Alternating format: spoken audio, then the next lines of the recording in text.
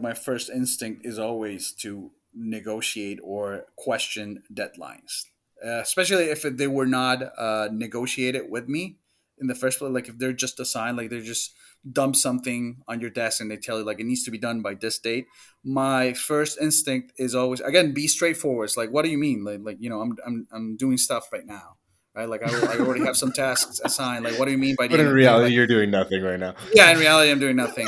I would just tell like I do not feel confident that I will have this by the end of the day. And managers actually appreciate when you're like that, because most people are just like, yes sir, yeah, yes sir, right away for you.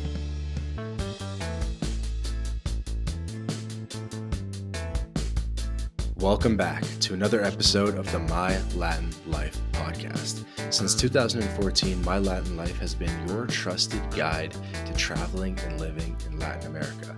My guest today is J. Rolf Haltza, the author of Jobstacking, back for his second appearance on the podcast by popular demand. Rolf, how's it going, man? Hey man, everything's going well. Job stacking has gotten more popular since last time we spoke. I'm just happy to be here to have a good time. Absolutely.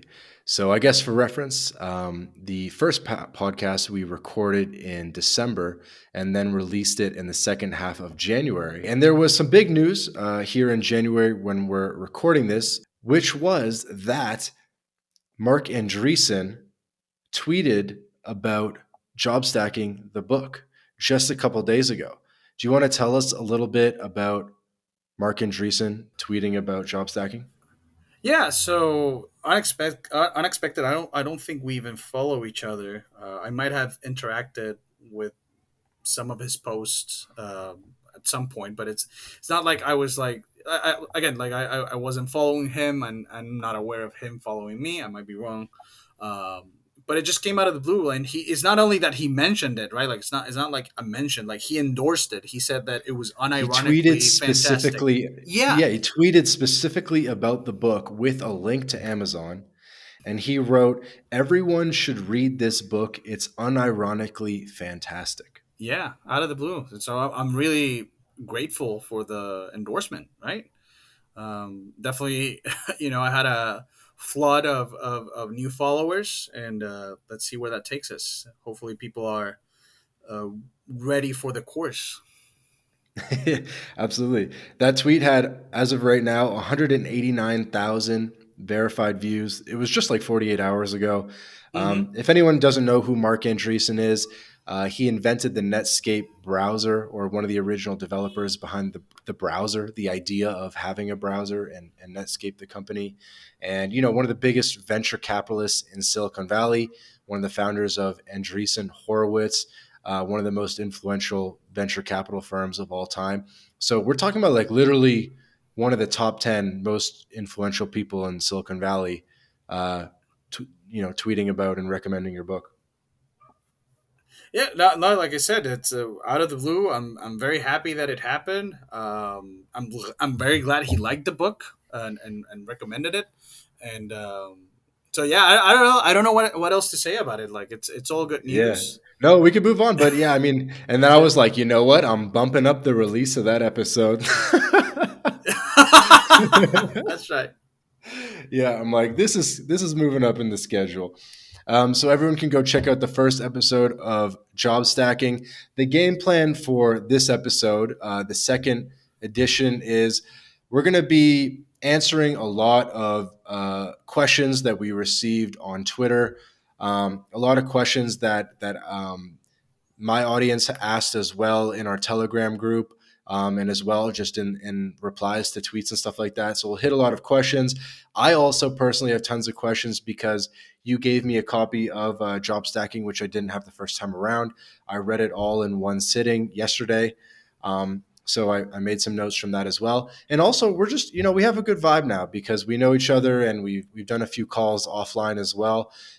So we're just going to kind of like vibe about some different thoughts about job stacking. So this episode will be a little bit all over the place, but it'll be a fun one for sure. How's that If we get sound? a fraction of the no, that sounds great. But if we get a fraction of the report of the fun we had in our just unrecorded calls, your listeners should have a good time, a very good time. One of the comments, and I just mentioned this to you offline, but I think it's worth mentioning on the podcast, is that when I went into the recording with you, I knew you had potential, Rolf. I knew you had potential. I liked what you were doing. I was, I was, I was, when I started hitting you up and talking to you, you had like less than 500 followers on Twitter, but I knew you had potential, buddy. And what I didn't realize was how comedic the conversation was going to be. It's just like downright hilarious. A lot of this stuff, and so I know this is a lot of preamble, a little bit, 7 minutes into the episode, but we're gonna get into and start really chopping it up in detail about job stacking and a lot of extremely detailed questions. Cool. Sure. Where should we start? I thought maybe a good place to start was a bigger theme that you and I have been talking a bit about offline, um, which is that maybe technical jobs aren't actually the best for job stacking, and Oh, maybe sure. non-technical jobs are actually more conducive to job stacking, aka working multiple jobs at the same time. Yeah, so that's a very good. I like that starting point because it's something that I've been thinking about for the past 3 months. I think that like if I had to give a percentage of the things um that preoccupied me regarding job stacking, I would say that that takes the majority of the percent, like more than 60% of my time. And the reason why I say that is because now I've been doing job stacking, averaging 3 to 4 jobs for the past 2 years. My peak was 7 jobs. My lowest that I've been is 2 jobs, right? And they've always been technical, right? Like from either software developer or I made the change to QA the last year, but still technical. Quality and Automation for still have to reference, code. QA, because QA is quality Oh, assurance quality analyst, assurance, wh- quality, yeah, which is basically someone yeah, that tests other quality. people's code. Exactly, exactly. Sorry. I forget It's okay. the We lingo might be might getting not some be new taken for people, so granted. Yeah, of course, of course. Um, and so the issue I've been dealing with is the fact, and especially since I've gotten in contact with people that are not technical that are doing job stacking, the main issue I'm noticing with tech is the fact that we're actually very controlled, and I kind of talk about it in the book when I talk about the good companies, when I say that they don't actually need to, let's say, explicitly track you, because they, in the sense of like, they don't need to install tracking software in your device because the tracking is done some other way. I think that's true for most of tech at this point, and it's all due to agility, Scrum, all these all these frameworks, all these oh god, the methodologies methodologies. that methodologies. Yeah, I got tongue tied. That basically require us to do daily reports on our activity, and maybe the daily reports on in themselves wouldn't be that bad, but the fact is that there are many tools in tech that are just inherent, like they're not even meant to be used as tracking, but that can be used like for tracking, like GitHub, GitLab, all those code repositories where we have to upload code, right? And it's all open, like it's verifiable. It shows the date, right? It shows the time when you did it. It shows the time when you did the commits, and so the The commits for number the of people that lines are of code. non-technical, yeah, the number of lines of code. So it's like it's so easily verifiable, right? And I've had jobs in the past year where they've asked me for daily commits, where it's like, please have upload something, right, to the repository Like every you need day. to push And code it's every like, single day. yeah, yeah, yeah. You need to push code every single day. You need to have something to report every single day. And so I came up with ways to manage it, right? Like the plausible reportability, like work on something until you have something to report. And that's all fine and good. But the question is, wouldn't it be better to not have to deal with that at all, like not have to deal with daily reports. And so basically what I did was ask around, people that I've been helping, right, like my clients in non-technical jobs, asking them like, hey, do you have to report daily? And unanimously they said no. Like like the worst I got was weekly reporting, and the average was like biweekly, having to report your work biweekly.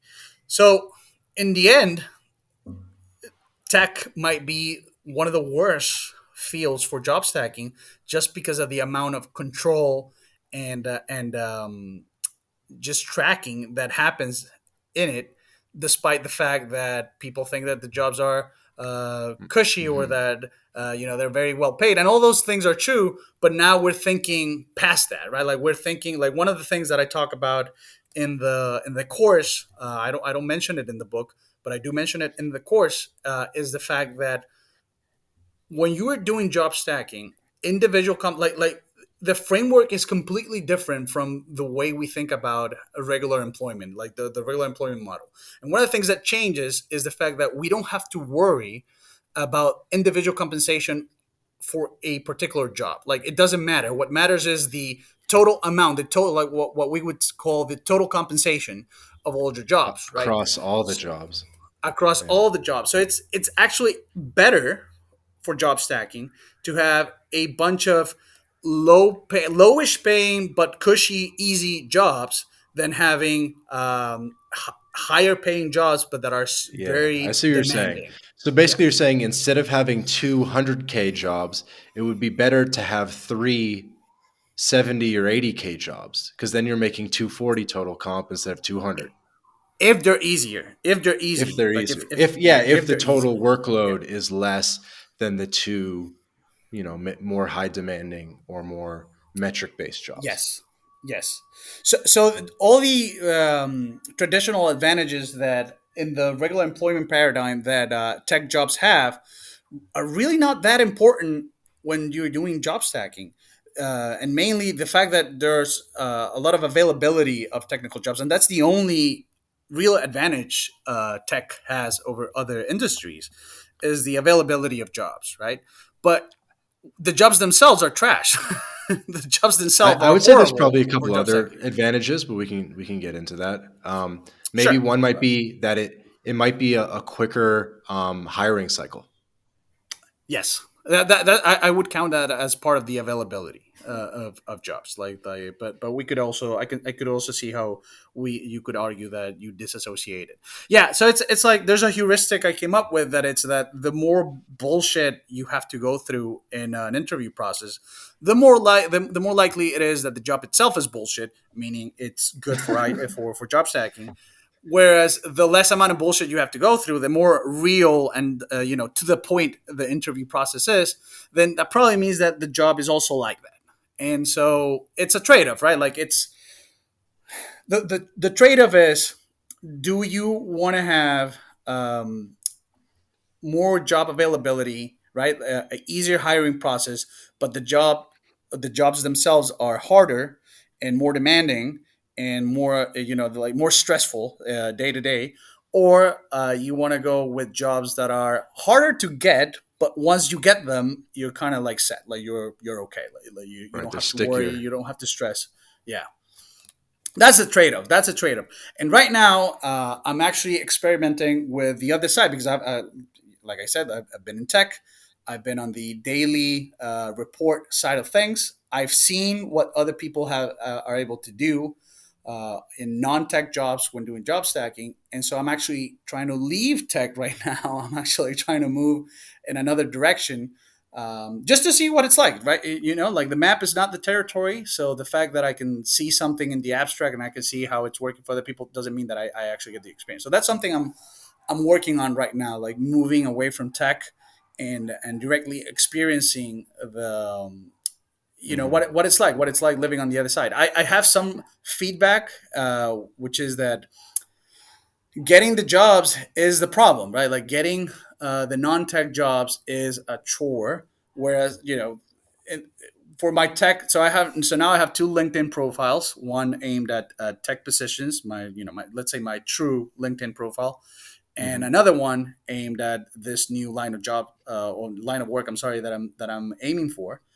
And in the tech profile, I get bombarded with, "Hey, apply here, apply here. You know, we like your profile. We think you'd be a good match. You know, just Yeah, you get recruiters." inbound. Uh, yeah, you get inbound, and in the other, I'm actually having to apply, and it's painful because I see the like 200 people apply for this position. I go like, oh my god, like who can, how do people get jobs? How do people manage to have jobs outside of tech? But people do. People do manage to get jobs. Hmm. Again, I've said I have clients that have multiple jobs outside of tech.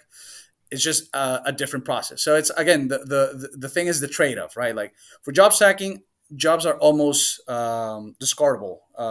You know, like you can just throw them away, right? But the jobs themselves are stressful.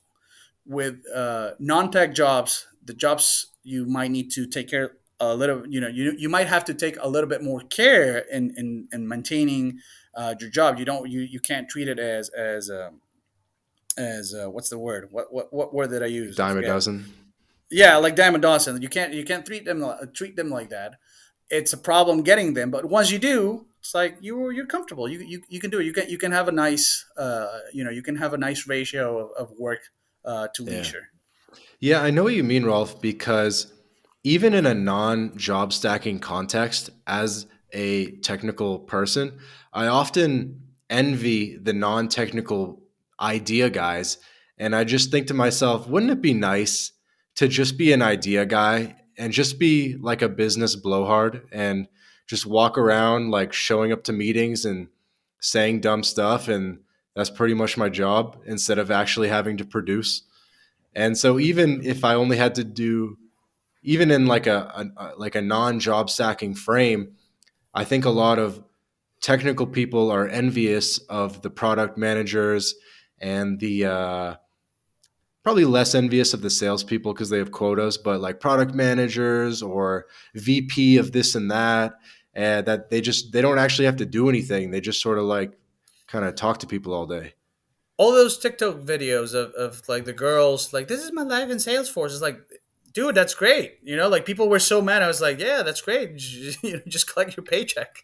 You know, if you were working remotely, you could have like two or three of those jobs, right? So it's like Right. the It's like, office is yeah, we had a meeting about all the work everyone else has to do. yeah, exactly.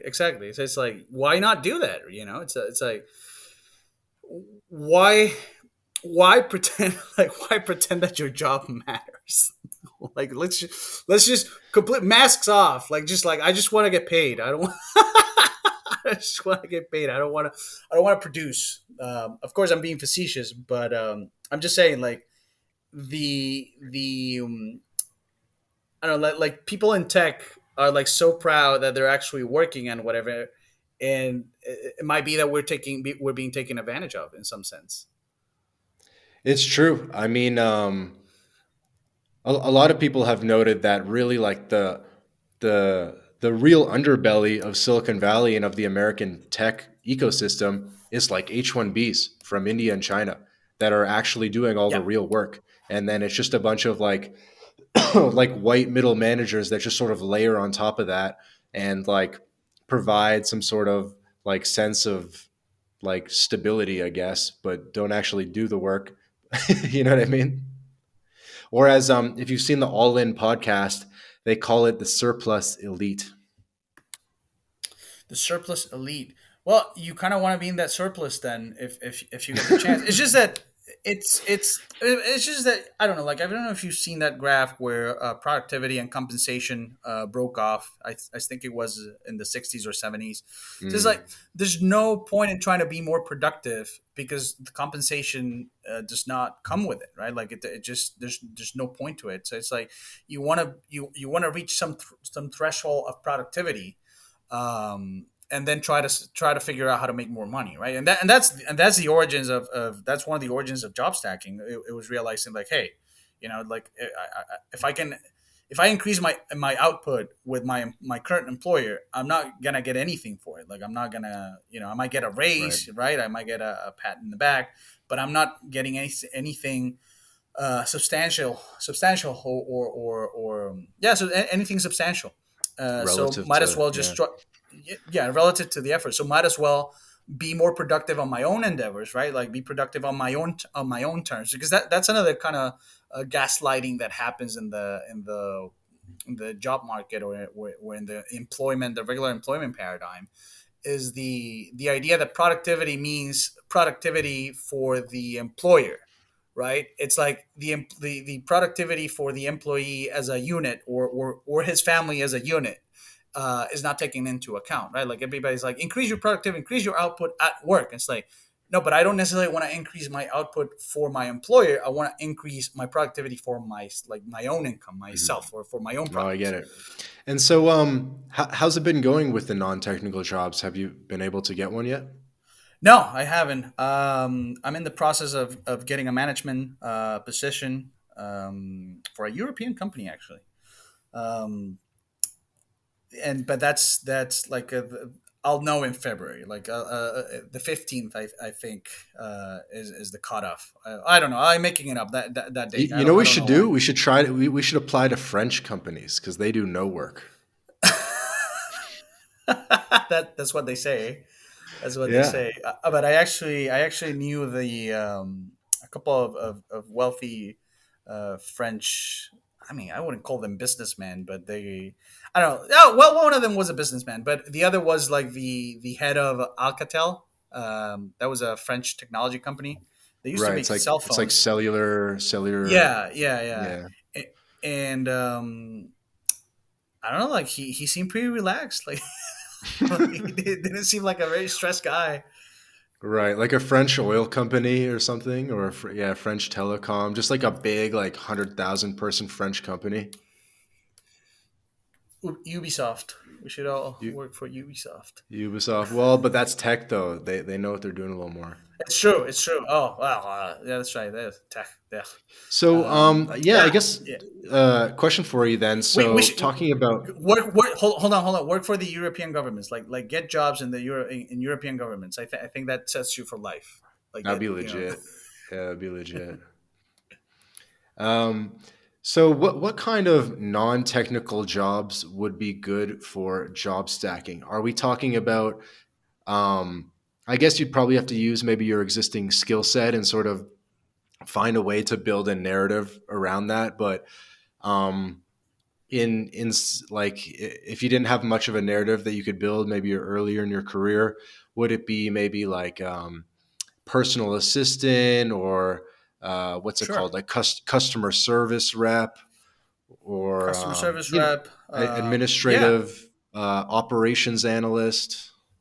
Yeah, yeah. So basically, again, anything that does not require you to have to give daily reports, anything that doesn't require, or that doesn't put you in a fragile position where a manager can just run a report, or simply look up some tool and see how much you've worked, or how much you've done or haven't done. Something that is simply where you can hide in the processes, where you can decide when you do the work that you want to do, because many of these jobs, right, like many of these non-technical jobs, it also happens with technical jobs under special circumstances, and we can get into that later if you want. But many of these non-technical jobs, um, you have like a weekly or bi-weekly deliverable, and sometimes those deliverables can be done, like actually, like if you sit down and work for 3 hours, like if it's 3 hours of focused work, that nets you 1 week, that's equivalent to 1 week of work, right? And it might be more, it might be less, right? It's all in flux, right? It's all an ebb and flow, like we're talking in averages and generalities. That's the kind of thing that you want, the thing where you're not bothered every day about what you've done, what you're planning to do, if you have any blockers, typical. And for the people, the technical guys in the audience, you know what I'm talking about. Typical Scrum, typical daily stand up talk about, like what have you done, what you're planning on doing, if you have any blockers, Mhm. that kind of stuff. So anything where you can basically manage your own time and work, and decide to do manage your own time, and manage when you do the work that you have to do, without worrying about having to report it. That is good. That is desirable for job And you know what stacking. would be even better than just having simple deliverables? It would be better if you could sort of even divorce your pay from deliverables, from Yeah. small consistent deliverables, and actually more associate your salary with, like, I saved the company $1 million, I made the company a Yeah. million dollars, something that's just like very high value, high leverage, but doesn't actually require a lot of time on a week to week basis. But like the value is there on a longer time scale. Right. The problem is that how many of those jobs are out there, right? Like that's the issue. Like there aren't very many of those jobs that are out there. They're very hard to get. So more realistically, you're probably going to be in a position where you have to update some Excel sheet or something. But the idea is that you shouldn't be stressed about it every day, right? The idea is that you should be free to engage with your multiple employers, right? Like to do the work that you have to do for them at your own pace without having to be stressed about daily deliverables. Because when I came up with the idea of job stacking as like I don't know if you've seen the little images, like the little time box. Well, you read the book, so they're in the book. The little time boxes where I said like you put you do a task for one job here, you do a task for job two here, and then like you work kind of 8 hours a day, but you get paid for 16 or 24 depending on how many jobs you have. The That's fine. That's perfectly fine. But it gets complicated if you have to, or it's not that it gets complicated, it gets tiresome with time if you have to report those activities. Like if there's the expectation of you having to deliver those activities each day, because one thing to like work on them, right? Like to work on a task for like 1 hour every day, but that task is due on Friday, right? Like you or next week, right? It's one thing, the date, the expectation, the deadline for the task Hmm. sets the stress, basically sets the Yeah, it makes it's not the sense. schedule, but it says the rhythm of the work. And so what I found after 2 years in tech, in Scrum, in agility, right, having to do daily reports, that kind of stuff, is that it's like I'm tired of it. I'm like I don't want to do daily reports anymore. I'm just sick of having to Yeah. force Yeah. myself to Because work here's the on each thing. job each day. Yeah. Because here's the thing about QA is you're basically dependent on someone else's work and then checking it once they complete the work. So you're a little bit on call or you're always in reaction mode, right? So maybe you could create a theory where it's like try to get a job where you're not in reaction mode to other people, where you're kind of like operating in a vacuum. And so one thought would be like maybe a software job could work, but the software job was more just like, build this app. It's due in May. You know what I mean? You have 3 months to build this But app. those jobs, unfortunately, are unicorns now. Like I'm not sure every job that I had and every job interview that I've had, which is a lot. Those are a lot of jobs that I've had, and those are a lot of job interviews that I've gone through. They all require agility. And maybe I'm biased because like I'm already in the agile lane. But if you're not, like if you're in tech and you're still doing waterfall, or you're doing what's the other one, like the one from IBM, RUP, like rational unified process or whatever, something where the feedback cycle is longer, then by all means keep your tech job. That's great. But the problem is the short cycles of agile, of especially Scrum and and even Kanban. Kanban, no, I don't know. Like I don't know which one is worse. Let's just leave it at the short feedback cycles, and the fact that all the tools that we use in tech and coding um, basically reveal your work patterns, right? Like if Hmm. you're pushing code at 9 p.m., right, and it's just a couple lines of code that's going to show, um, and it just, I mean, I'm not saying it's impossible. Like I've done it all the time. I've done it all these years, right? Like it's worked. Like plenty of other people in tech do it all the time. I'm just talking about what I want, like what I would like for myself in the future. And I don't want Yeah. to be. I want to keep doing job stacking, right? But I don't want to be involved in an industry where the feedback cycles or the feedback cycles are so short, like where No, it definitely the makes sense. expected where the expectation is that you have to produce something every day. And what you mentioned about like you have to this project due in May. I actually had that one of my jobs. It's already gone. Like I already quit. But one of my jobs was like that. I was the lead. I was the lead developer. I was also the sole developer, right? But I was formerly the lead developer for a project, and I could do that. I could tell them like, they could tell me something like, "Hey, we need this, whatever." There's some requirement, and I was the sole developer. I would tell them like, "This will take a week and a half," and again, I would do it in 3 hours before the meeting where I had to show them, right? That's what you want. I'm just that's what you want. You want to have Yeah, something let's double where down on that in yeah, terms of like being a sole developer or a sole contributor, because yeah, I found that one of the problems is when you have a teammate that's not mediocre, it's very tough to be mediocre yes. because it's always like this comparison frame. They're But always if you have no one pushing. to be Yeah, they're always compared pushing. to, if you've known it, it's like, yo, this other guy's pushing like at lunch and at 5 p.m. and then sometimes at 10 p.m. It's like, Yeah. and this guy's pushing 100 lines of code every day without fail.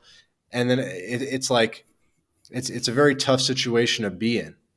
It pulls back the curtain, right? Like he's exposing, right? Like he's giving them, like he's showing them how the sausage is made, right? Like he's exposing his teammates, and yeah, those type of people suck. And like like the ethics, the ethos of job stacking is be the opposite of that guy.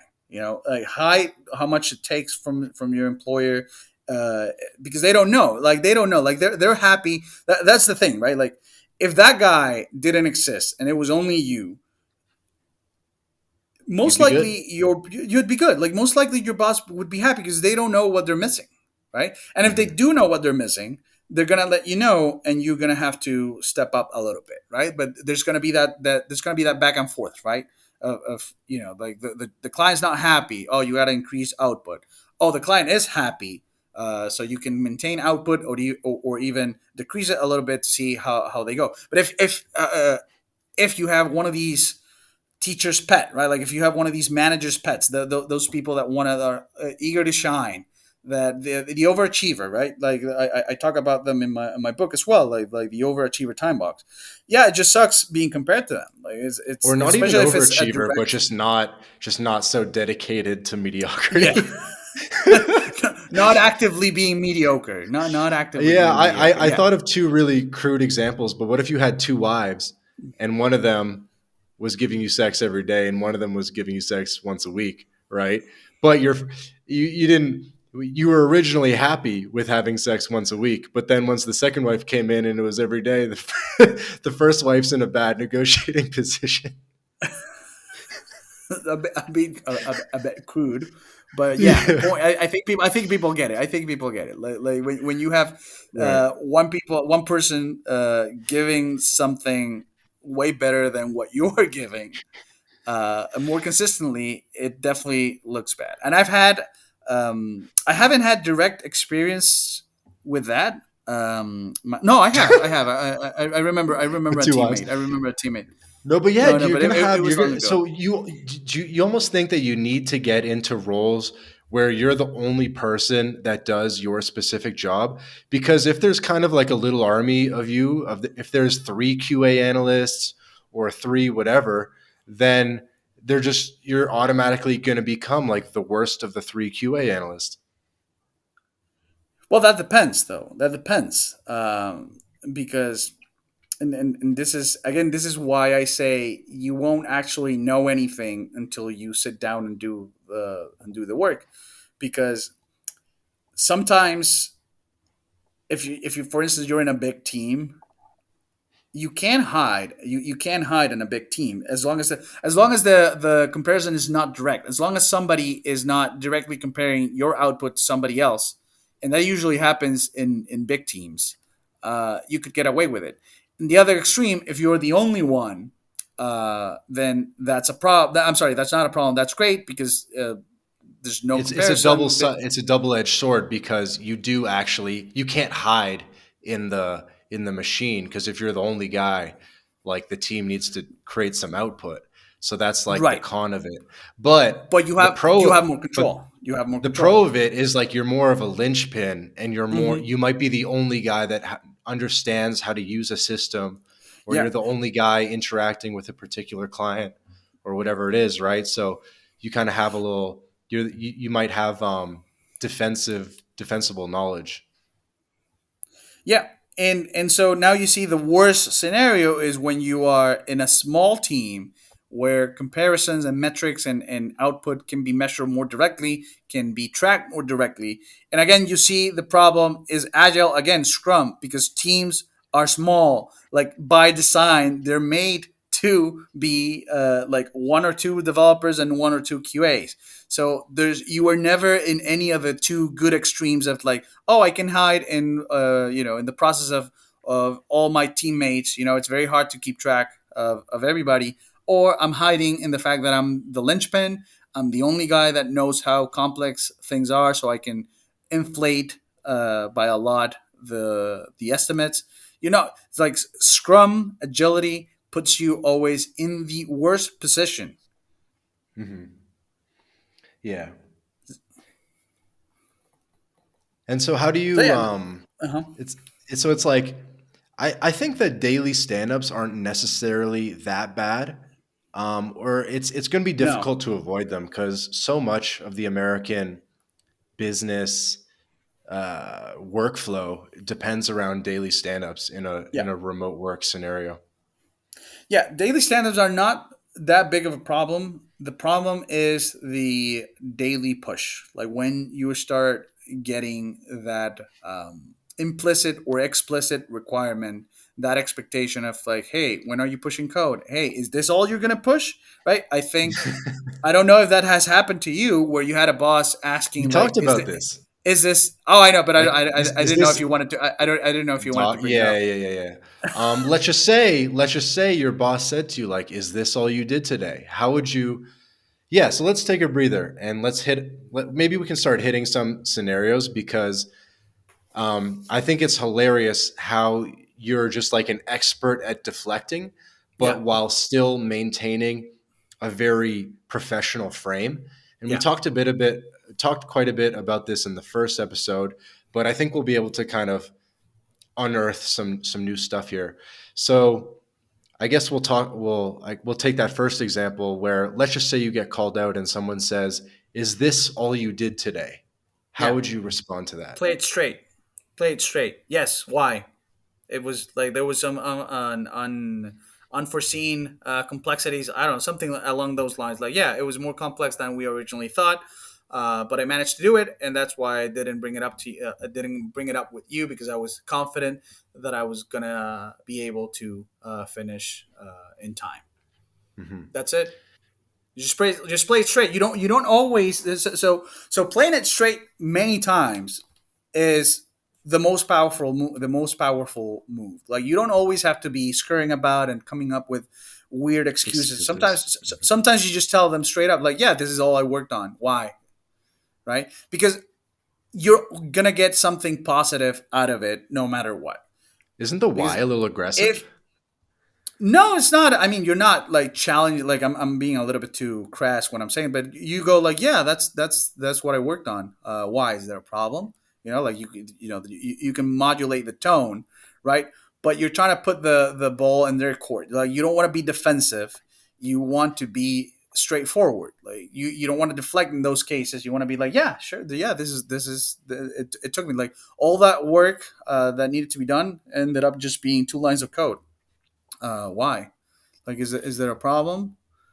Hmm. I don't know. Like maybe you don't even ask. Is there a problem? You just play it straight. Like, yeah, sure. Like, yeah, this is all I had to do. You know what's weird? And sorry, I'm going to take a separate direction here. But when you said, yeah, we only did 2 lines of code, it's interesting because when you look at software philosophies from like the greats.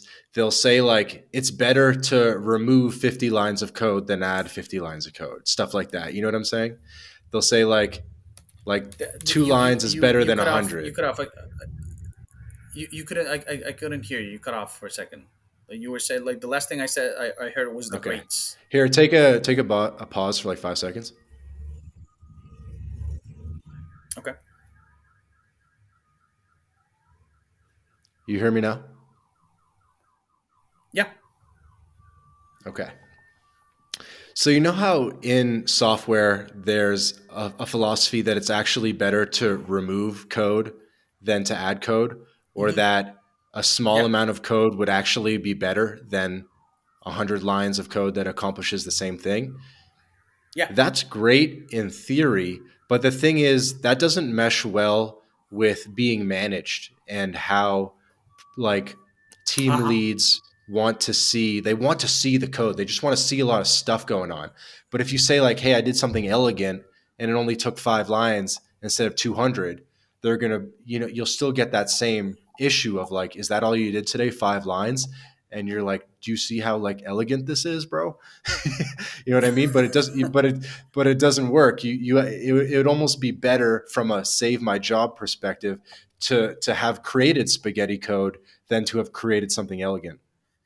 And that's exactly what happens, and that's why there are so many jobs in tech because code is always broken. It's always spaghetti code. Like it's always bad, and you always the solution is never let's step back and remove stuff. Let's step back and do things right. It's always like, oh, just add one more guy, like just add more people, and so that's good because we're gonna, people in tech are gonna have, I mean, for the foreseeable future, job security, right? Like, or not job security in the sense that you're going to stay in one job, but job availability, job security through job availability. But that's just how coding is, and you're absolutely right. And I even have an anecdote, like a recent anecdote. I needed to update something in the automation of my J1, the automation project, and I realized that it was simpler if the developers just change one tag in the HTML. And I know this is all very technical, but it's like just imagine that it was simpler that instead of me doing some weird fix, adding tens of lines of code to fix this issue, it was easier if just the developer went and changed one line of text and the manager said no, like we're like no, let's not do that. You for please create the special case in the automation just to handle this one issue we're having. So it's like that's what managers are like, that's what coding is like. It's, and that also shows you that there's no reason to be proud about how productive or whatever you are because it's all bullshit. Like it's not, the emphasis is not really on producing per se, but it's on the appearance of producing, and software, and that's true of software as well. So it might be less true, like it might be more stressful, it might be at the individual level, it might be you might actually have to be producing, you might actually have to be working, creating updates and coding and pushing code. But in the grand scheme of things, it's all about, it's just about appearances as much as anything else, as much as any other job. Hmm. Hmm. Yeah, I guess we'll get away from some of the technical stuff because hopefully we're not losing too much of the audience here. Yeah, But yeah, yeah, yeah, yeah, yeah. I have It's just an anecdote. It's just an anecdote. yeah, yeah, yeah. I definitely have tons of things I want to ask you about. Um, Maybe Go, we'll go, go. continue on that thread that we had going a little bit about just sort of um, how do you call it again? Where it's just like you always show something new every day, Mhm. plausible new stuff. What do you call it? Plausible reportability, like having something to Plausible report reportability. each I day. love that. Did you invent that? Yeah, I invented it. Should trademark that, bro. So tell us about what plausible reportability is. So reportability is basically working on something until you have something plausible to report. I mean, I said something too many times, like working on a task until you have something plausible to report. And that plausible report is something you saw that you can, something you saw in the task, like the task might not be finished, it might not even be close to finish, but you notice a detail and you can bring it up, like some kind of detail, something that might sound interesting, and something that you can report. Basically, blockers, something that blocks you, is also reportable, and that's basically the idea. Like the idea is to always have something that you can, like, to never say like, oh, I don't know, like, oh, I'm still working on it, even though sometimes that could be allowed, but to have a more active way of talking about the things that you did, even though you didn't actually, even though you may not actually have done a lot, right? So suppose you, like, you are given a task, right, and you are, this task is about developing something or solving some kind of issue, right? Like it could be a bug for the people in tech, but let's keep it general. Like it's either to build something, or do something, or something new, or to fix a problem that with the things that are already existing, that's already there, right? Like you're not building anything new, you're just fixing a Hmm. problem, right? So the idea of plausible, hold on, let me finish. So the idea of plausible reportability is that you take a look at these tasks, or the task that you got to do, and you kind of dick around a little bit until you find something that you can talk about. Basically, like if you're asked like, hey, how are you doing, you can say like, hey, I actually found this thing, I'm looking deeper into that. And that's more specific than just saying like, oh, I'm still working on it, oh, like I'm just taking a look. Like you're saying like, hey, I actually took a look and I noticed this detail here, I noticed this fact, and basically you report it. That's it. Like always having, but so the idea is not to go unreport it. So the idea is not to like take it and go running to your boss and tell him that you found this thing. Is to basically keep it, right, to like keep it close to your chest. And when you're asked, when an update, right, when a report is asked of you, that's when you kind of like show your hand, like, hey, I saw this. Oh, I worked on this and I was actually blocked by this. That's the idea. What if they say, "Why didn't you tell us you were blocked earlier?" I was trying to see if the block, if I could circumvent the block, but unfortunately, it seems to not be the case. I didn't want to bother anyone, Love but it. it does seem to. But maybe, like you also have to be, use your judgment. Like maybe if it's something big, right? Like it's very, like if it's something that's obvious, right? Like you open like you're given an Excel file and you open the file and it's like there's no data, right? Like if something that's that obvious, right? Like okay, then it makes sense to go and say like, hey, this file is empty. Like you can't come the next day and say like, oh, actually the file was empty. It's like, well, what did you do all day yesterday? Right. So like, use your judgment, right? Like, all these are heuristics, or all these are rules of thumb. Um, and the idea is that you use your common sense to judge whether like you need to actually go running, right? The you need to be cautious, or you need, your bias should be against going against running and reporting things, right? Because all that's going to get you is more work, right? Like if you report a blocker early and the blocker's not obvious, if you report it early, all they're going to say is like, oh, drop that task and do this new task, right? Like you want to own that blocker so that you have some free time for your other work, or your other jobs, or just leisure time, basically. Like you don't want to be constantly be bombarded with new tasks at work. That's the idea. So, is part of the idea to just extend a task as long as possible? Yes, yes, that's the idea. That's the idea. Yeah, because there's no, you're never done at work. Like it doesn't matter how efficient you are, like they're always gonna throw some more work at you, right? Like if the process of working was truly honest, right? Like if it was truly 100% honest, and you could do your work and say, I'm done for the day, right? Like I was assigned this two tasks, and I finished them before And I'm the going the home. right, and I'm going, like, that never happens. It never happens. Like you never get to go home. You never get to say like, all right, so I'm shutting the computer off. See you tomorrow. I finished. Like it never happens. Like there's always more work to do. There's always more work to be done. There's always more tasks that can be thrown your way, even if it's just busy, busy work. that kind of stuff says that there's no point in exposing yourself, like exposing how efficient you are in finishing the things.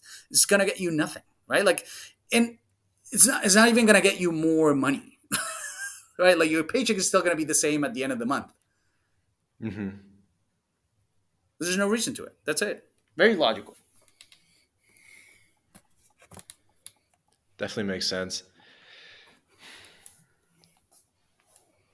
So many different directions I could go, but I'd love to just hear you more talk about how you deflect work. We talked about this in the previous podcast as well. Yeah. Um, I'm almost like, should I role play a scenario for you or just let you go? But let's just say, let's just say I code up a feature. Mm-hmm. It's a couple new forms for the website. It's a Mm-hmm. contact us form, and I say, hey Rolf, can you run QA on this contact us form? And this should be done by end of day. Okay. Um, how's that going to go down? What's your thought process? Well, I would first, like, my first instinct is always to negotiate or question deadlines, especially if they were not negotiated with me in the first place. Like, if they're just assigned, like, they're just dump something on your desk and they tell you, like, it needs to be done by this date. My first instinct is always, again, be straightforward. It's like, what do you mean? Like I'm doing stuff right now. Right, like I already have some tasks assigned. Like, what do you mean by the But end in of the day? reality, Like, you're doing nothing right now. yeah, in reality, I'm doing nothing. I would just tell her, like, I do not feel confident that I will have this by the end of the day. And managers actually appreciate when you're like that, because most people are just like, yes sir, yes sir, right away sir. uh, and so when you're actually but you got to be professional, right? Like, it's not the same to say to a manager, I am not confident that I will have this done by the end of the day.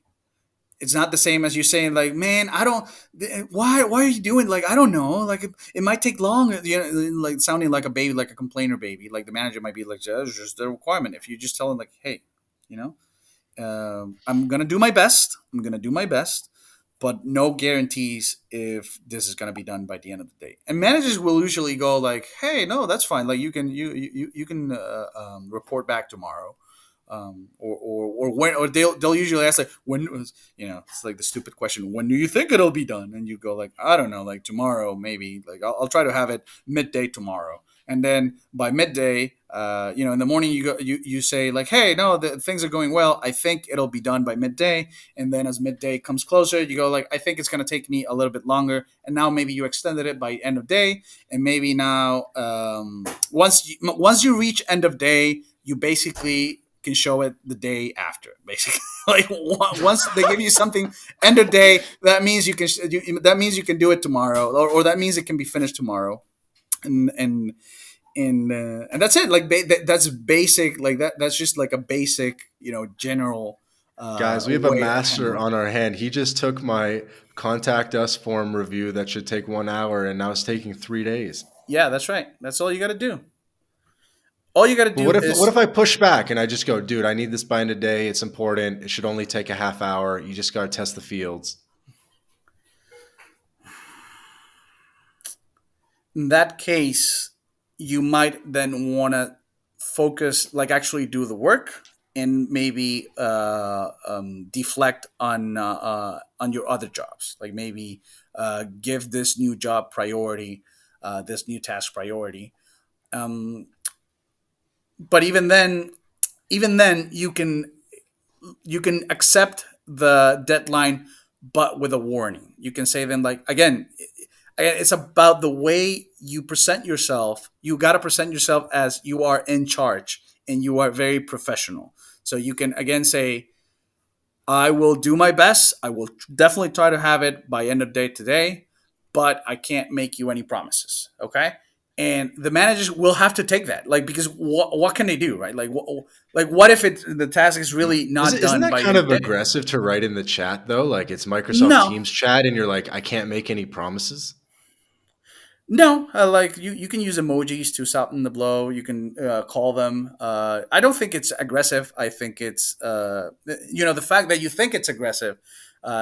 tells me that people need to be more straightforward and be more assertive in their communications with their superiors, because we need that. We need managers to we need to push back on managers. We need to get them used to deadline renegotiation, because otherwise it's just, like you're, I don't know what the word is, like you're putting the news around your own neck, and there's no reason to do it, like especially in tech, because if here's the in perspective, the scenario is you have a job with a boss that's so shitty that he won't take your professional opinion on how long something should take, and instead is just like throwing work at you But he knows that because he probably did the job then before.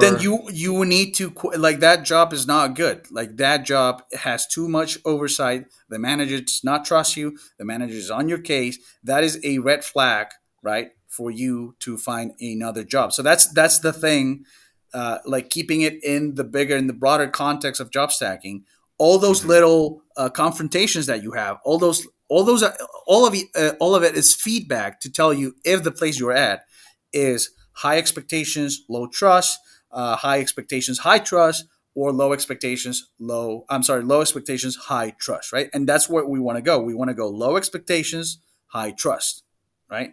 So the fact that this manager is pushing me and is not believing me, and it's like he thinks how much, like Yeah. he thinks he knows how much my work, like, because think about it, even though we are basically slacking off, it's still our work. Like we shouldn't be told like, hey, how long should this be done, like, because again, work is never done, like it doesn't matter.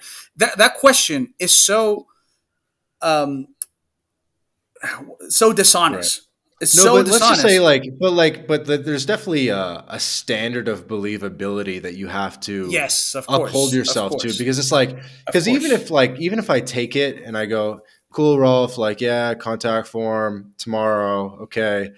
Yeah, When it comes time to the quarterly review or whatever it is, or just next time I talk to my boss, and be like, look, Rolf took 3 days to test this friggin' contact form, and then another 3 days for the second contact form, and again, it's just like insane. no, no, no. Go where you're at peace. Go where they like you. That's my point. And this is Yeah. especially in tech. Like especially in tech, you have so many options. You don't have to struggle to keep one of your jobs. If one of your jobs is giving you shit, if they're treating you like this, if you are constantly being accused of low performance, right? Like if it's a bad thing, uh, just red flags that you should find another place. Okay, so that's the main lesson here. It's like you don't have to, especially if you're in tech with the options you have, you don't have to struggle to keep a crappy job. Like you have to take the feedback that they're giving you and how you're feeling working that job to heart, to see if like, hey, maybe it's just like this job is just not compatible Hmm. with Yeah, just my job abundance stack mindset. right now. Because people, Yeah, yeah, I think this is a abundance common mindset. trap people fall into, is they just accept the first job that falls into their lap, Hmm. and then they just have a scarcity mindset, and they don't think they can get a new job, that kind of thing. Yeah, it's the same as if you're in an abusive relationship. If you're not happy in the relationship, you don't have to struggle, right? Unless you're married or that kind of stuff, right? But that's the thing. Like with work, they want to make you think like it's a marriage, right? They want to create that kind of like, oh, that compromise, that not compromise, that commitment environment. But it's not true. Like they'll let you go at the first sign of trouble, right? Like they're gonna divorce you as soon as they're not happy. Like as soon as they're not happy, they're gonna let you go. So you got to think the same way. It's like, oh, as soon as I'm not happy, I'm letting you go. I'm letting you employee go, and Yeah, maybe yeah, you're changing maybe the I'll slack negotiating off. position. Yeah, yeah, that's right, that's right. Maybe I'll slack off.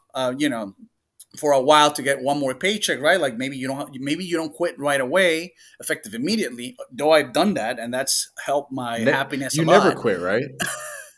No, I I thought you no, never I quit. have quit. No, no, You I have no, quit? no, no. Or do Yeah, you because there always are wait some. to get fired?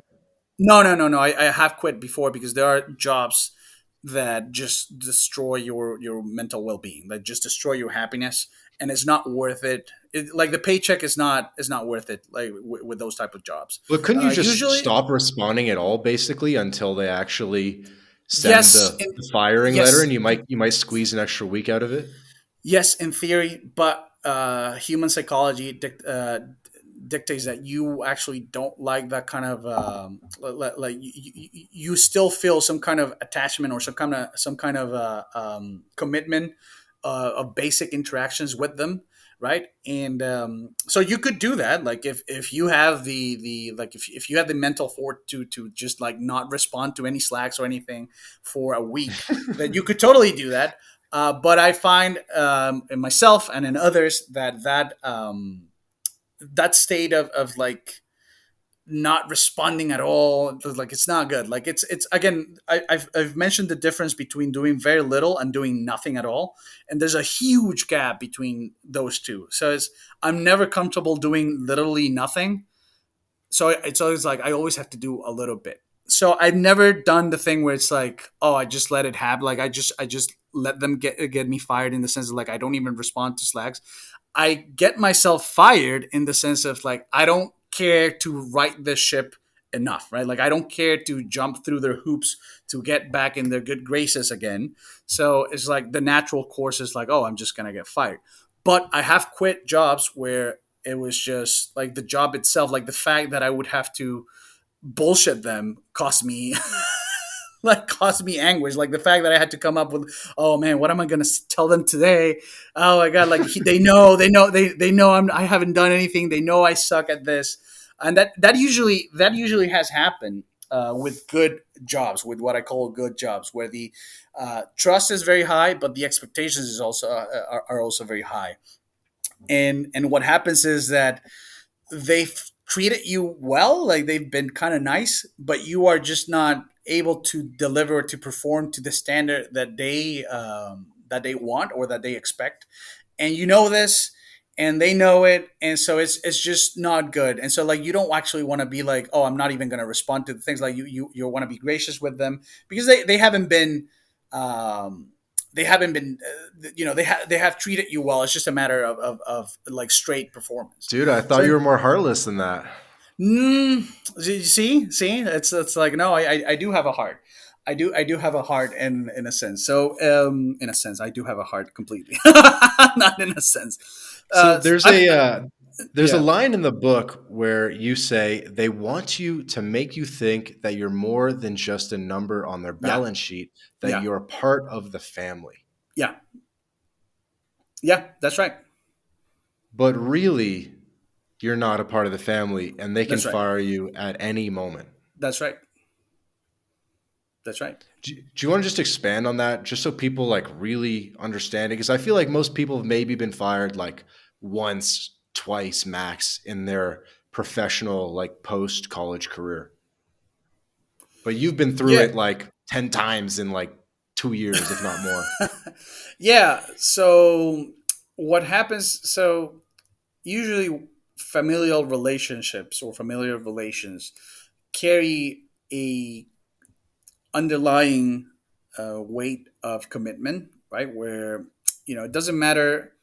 Your mom is still your mom, right? It doesn't matter if she was abusive. It doesn't matter, like even if she was not a good mom. There's still the relation is still there. Many son, many children, many sons, many daughters are still still honor that bond, right? Even though the mother or the father was not necessarily what we would call a good parent, right? It's not just like, oh, I just quit you, right? Like some people do end up in the extreme of just renouncing all their family and that kind of stuff, but it's very rare. Like family ties are usually run deep, and there's usually always a kind of string of commitment, even if the relationship is strained, even if there are problems, right? Like even if they're, again, I'm repeating myself. So with employers, it's really not like that at all. With employers, they want you to be like that to them, in the sense that like they want you to be loyal to them, they want you to be committed to them, they want to be able to abuse you and you still And this might not even be an explicit or formal thought in their minds, right? Like they're not actually like trying explicitly trying to make your life miserable, but they want that commitment, right, to be fostered in your heart towards them, right? Like they want you to feel for them as if they were a as if the bond Yeah, had a it's deeper like a commitment than this. psychological game that these companies are playing by having ping Yeah, pong tables and half day yeah, Fridays or something like that. and But it does work, and it does work. Like mhm, it creates that kind of feeling, and even just baseline, you're not even interacting with the company itself, like just baseline you interacting with other people. Your boss is a human being, your coworkers are human beings. There are we are, as humans, we inevitably form those bonds, right? Like we feel part of a community. We don't necessarily want to let the community down. We seek the approval of our superiors, right? We do this all. We have all of these naturally, right? We have all these tendencies naturally. right, like a And so tribe. what employers do is, in other contexts, that's fine. Like having those tendencies is perfectly fine.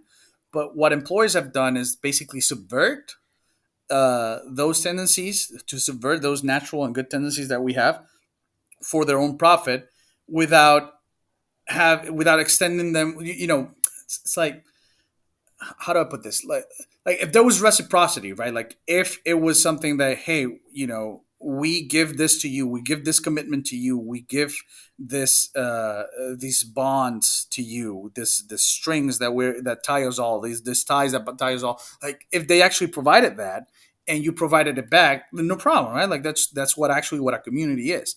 But employees don't actually do that. What they want is to exploit every advantage that they can get, which includes them not being loyal to their employees, but their employees being loyal to them. Okay, so they can let you go like at the first sign of trouble. They can just let you go. Like you're just, oh, the numbers don't add up. We have to fire my Latin life, right? We have to fire him. He has to go because the numbers don't add up. Whereas, like, if the numbers don't add up, in your family, you don't kick your kid out, right? Like you don't kill. That has happened in the past, right? Like I'm not saying it never happens, but the immediate response is not like, oh, we have monetary problems, so let me just like liquidate my son. Let me just kick my 8-year-old son Right. But you've out the been door fired because we like can't. quite heartlessly. Yeah, I've been fired heartlessly. I've been fired tragically, like, oh, we don't want to do this, but we can't continue anymore. I've been fired all sorts of ways. And I've quit all sorts of ways except the one where I just like don't respond to Slack messages. Like I'd rather just cut ties cleanly and just tell them like, hey, I'm just quitting effective immediately. I'm just going right now. Like it's not working out for me. Sorry. Than like not dragging it out and waiting, waiting for them to figure it out. Hmm. Because, and again, I want to say, like, it's not because it's part psychologically of like, I don't want that on my, not my conscience. Like I don't want that on my daily like psychological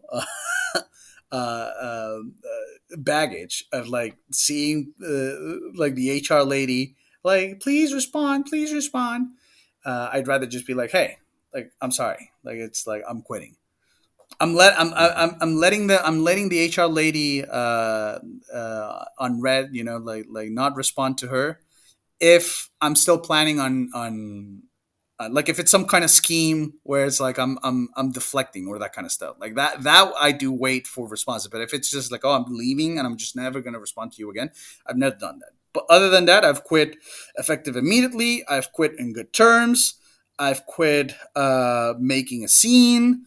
I've quit shitting on my boss, and I've been fired in all sorts of ways as well. So, if you're willing to reveal, how many times have you been fired since you started job stacking? 9 times. 9 times. Last time I did the math. Been And when fired did you nine start times. job stacking again? How long? How many years? 2020, 2020, like early Okay. 2020. Okay. Okay. So in the past, early 2020, so I guess that's 3 years. So in 3 years, you've been Well, fired nine. I haven't But been it's been, fired. No, but no, I did get if fired. you shorten the timeline to the past 2 years, how many Yeah, has it been? uh, between 6 and 7, maybe 6 and 7 times fired, not quit. I've quit like another 5 times. Oh, damn. Yeah, Okay. So you've left 12 jobs in the yeah, past 2 years, yeah, and you still have like three. yeah. That's right. How often were you let go with no warning, no explanation, no second chance? So, uh, one time I was fired on my fourth day, and that was total bullshit. Like, there's no way that was a fair firing. There's no way they were gonna. They figured out in 4 days that I was just gonna slack off and do nothing. Like, there's no way to figure it out. But yeah, I think that's the record: being fired in 4 days without How notice, did that happen? without warning. Another time I got fired. This is pretty funny, and it just shows you how inefficient and just incompetent businesses are. Like they think they're hot shit, but they're really not. One time I got fired. So imagine this, right? Like, so imagine that I have my probation period, right? Like, it's usually 3 months, and that finished on a Wednesday. So they gave me my feedback. They provided my feedback of the probation period on a Wednesday, right? And they said above average, very well. We're very happy with you. And as a matter of fact, they even offered to pay for some courses, right? That I had to choose some courses to take, and they were going to pay for them. This is on a Wednesday. Hmm. Next Monday, I'm fired. Why do you think that was? Uh, Other than because they're trash at management and they don't know what they're doing. The excuse they gave was because my computer um, basically broke. Like, it wasn't my computer. The project wasn't running. There was an issue. Like, all of a sudden, the project stopped running, and that happened on Friday. And because I didn't fix the problem through the weekend, right? Because also I couldn't bill the hours, right? Like this was like billing the hours. Like I couldn't put them, like it was free labor basically, because I didn't fix the issue with my computer from Friday all the way to Monday, right? Because when Monday came and I had to give my status update, I said like, "Hey guys, I'm still blocked. My computer is like the project's still not running." Immediately after the meeting, the daily stand up ended. Um, the like the head of like the head of delivery or something. I don't remember her title. It was a woman, and the HR representative told me like, "Hey, this isn't working out. We're letting you go effective immediately, right now. Like, not even 2 weeks, not nothing. This is like, we're letting you go right now. It's not working." And Okay. it's, again, like, they had given me feedback on Wednesday. It's like, so how can you go from like above average, like satisfactory feedback, we're gonna pay for your courses on a Wednesday, and firing me on a Monday? It's like, it's just, Yeah. businesses are just, they're just That's almost like funny. you could It's just sue. funny. Like, I don't get mad anymore. It's just funny to me when it happens, right? Like, same with the 4 day firing. It's like, like, these guys, they hired me on a Monday. I, as far as they know, I quit my previous job to go for, to go work for them, right? And they fired me in 4 days. They fired me. The firings usually happen on Friday, right? And so Hmm. they don't even wait until Monday so that I can have a good weekend and start the next, start the week, getting a new job. That's another thing, right? Like, we can talk about that. The way firings happen, it's totally, I'm not gonna say inhumane. That's hyperbole, but that's hyperbolic. But it's definitely not the way a family, like a kind family, behaves, right? Like, it's not the way a family treats family members, right? Because you usually get fired on a Friday. It usually happens without notice. What happens is that your access gets shut off, right? And they just totally, they don't care that destroy your weekend. Like, they don't care that you're going to spend, well, if you're job stacking, right? Like, that doesn't happen, right? Like, whenever I get fired, I just laugh it off, right? But somebody that has only one job, right? Like, this is their only employment.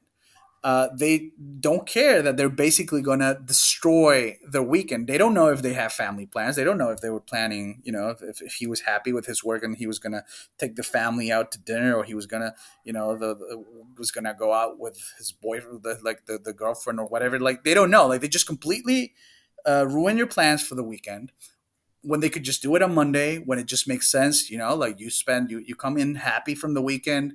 It's Monday, so you can start the week by Mhm. looking for jobs, looking for new jobs. No, they just do it on Friday.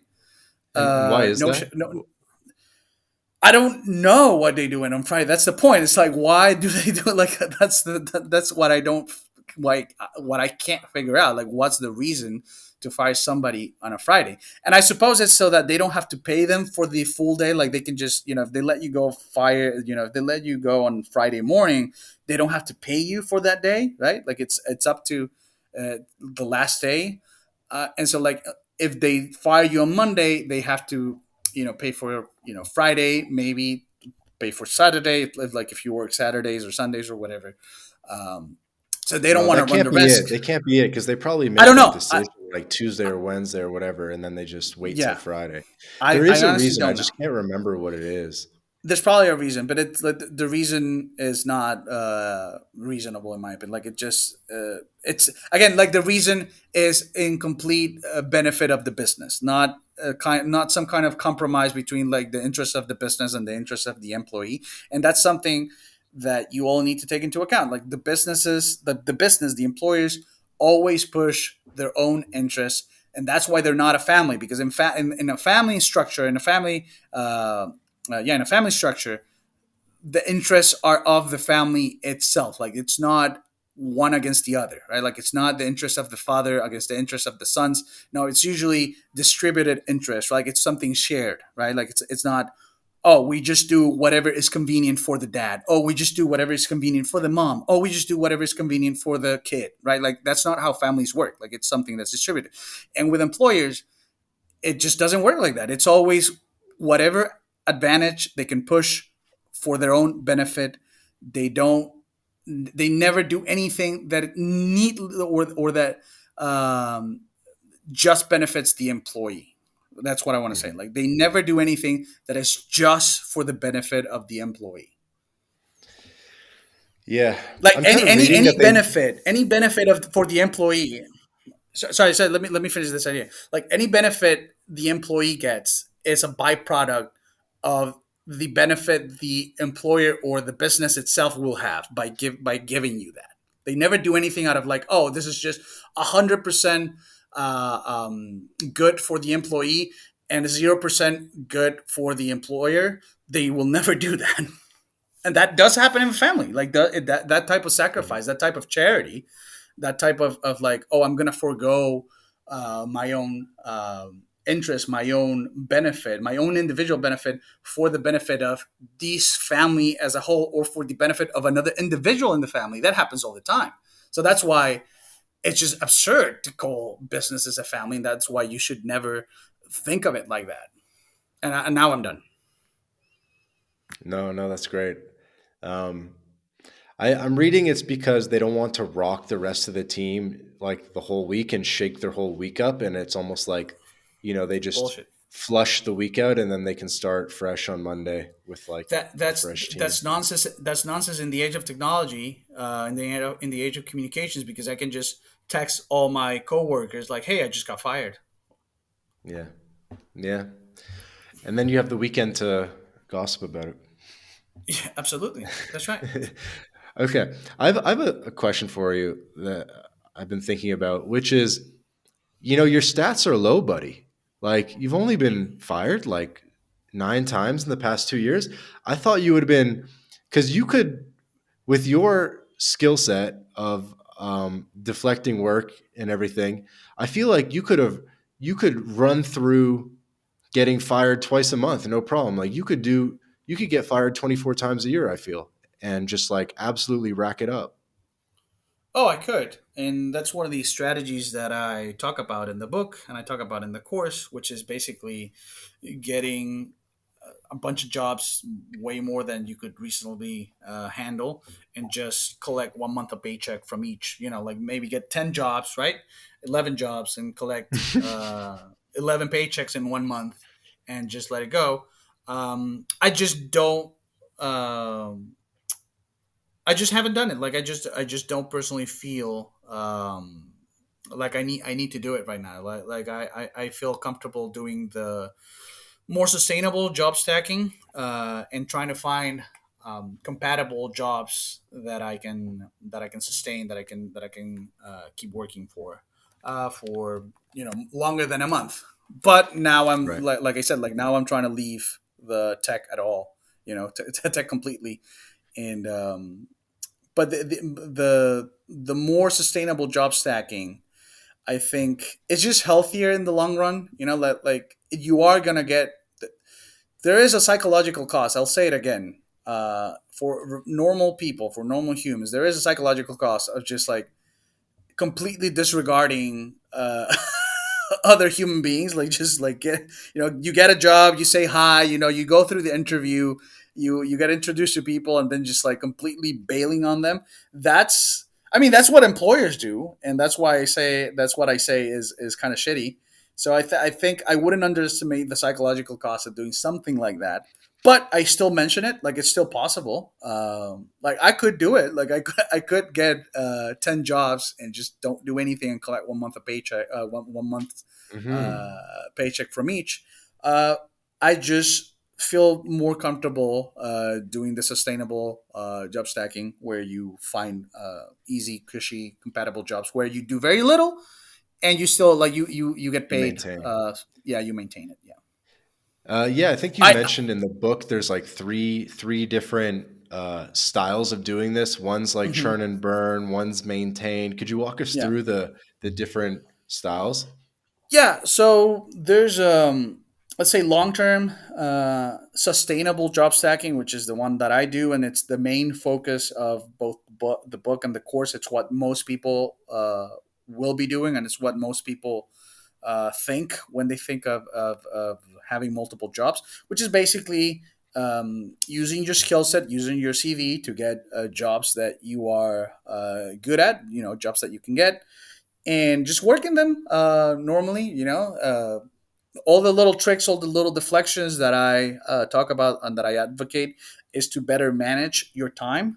But there are some people that have no problem working straight 8 hours, 9 hours a day, right? I can't. I don't. I enjoy my leisure time. So all those little techniques are for you to be able to maintain those jobs, right? Like to be able to maintain those jobs, but also have a high degree of leisure. Okay. Then there's short term job stacking, which can be sustainable in the sense that you just dip your toe. You just wet your toes a little bit.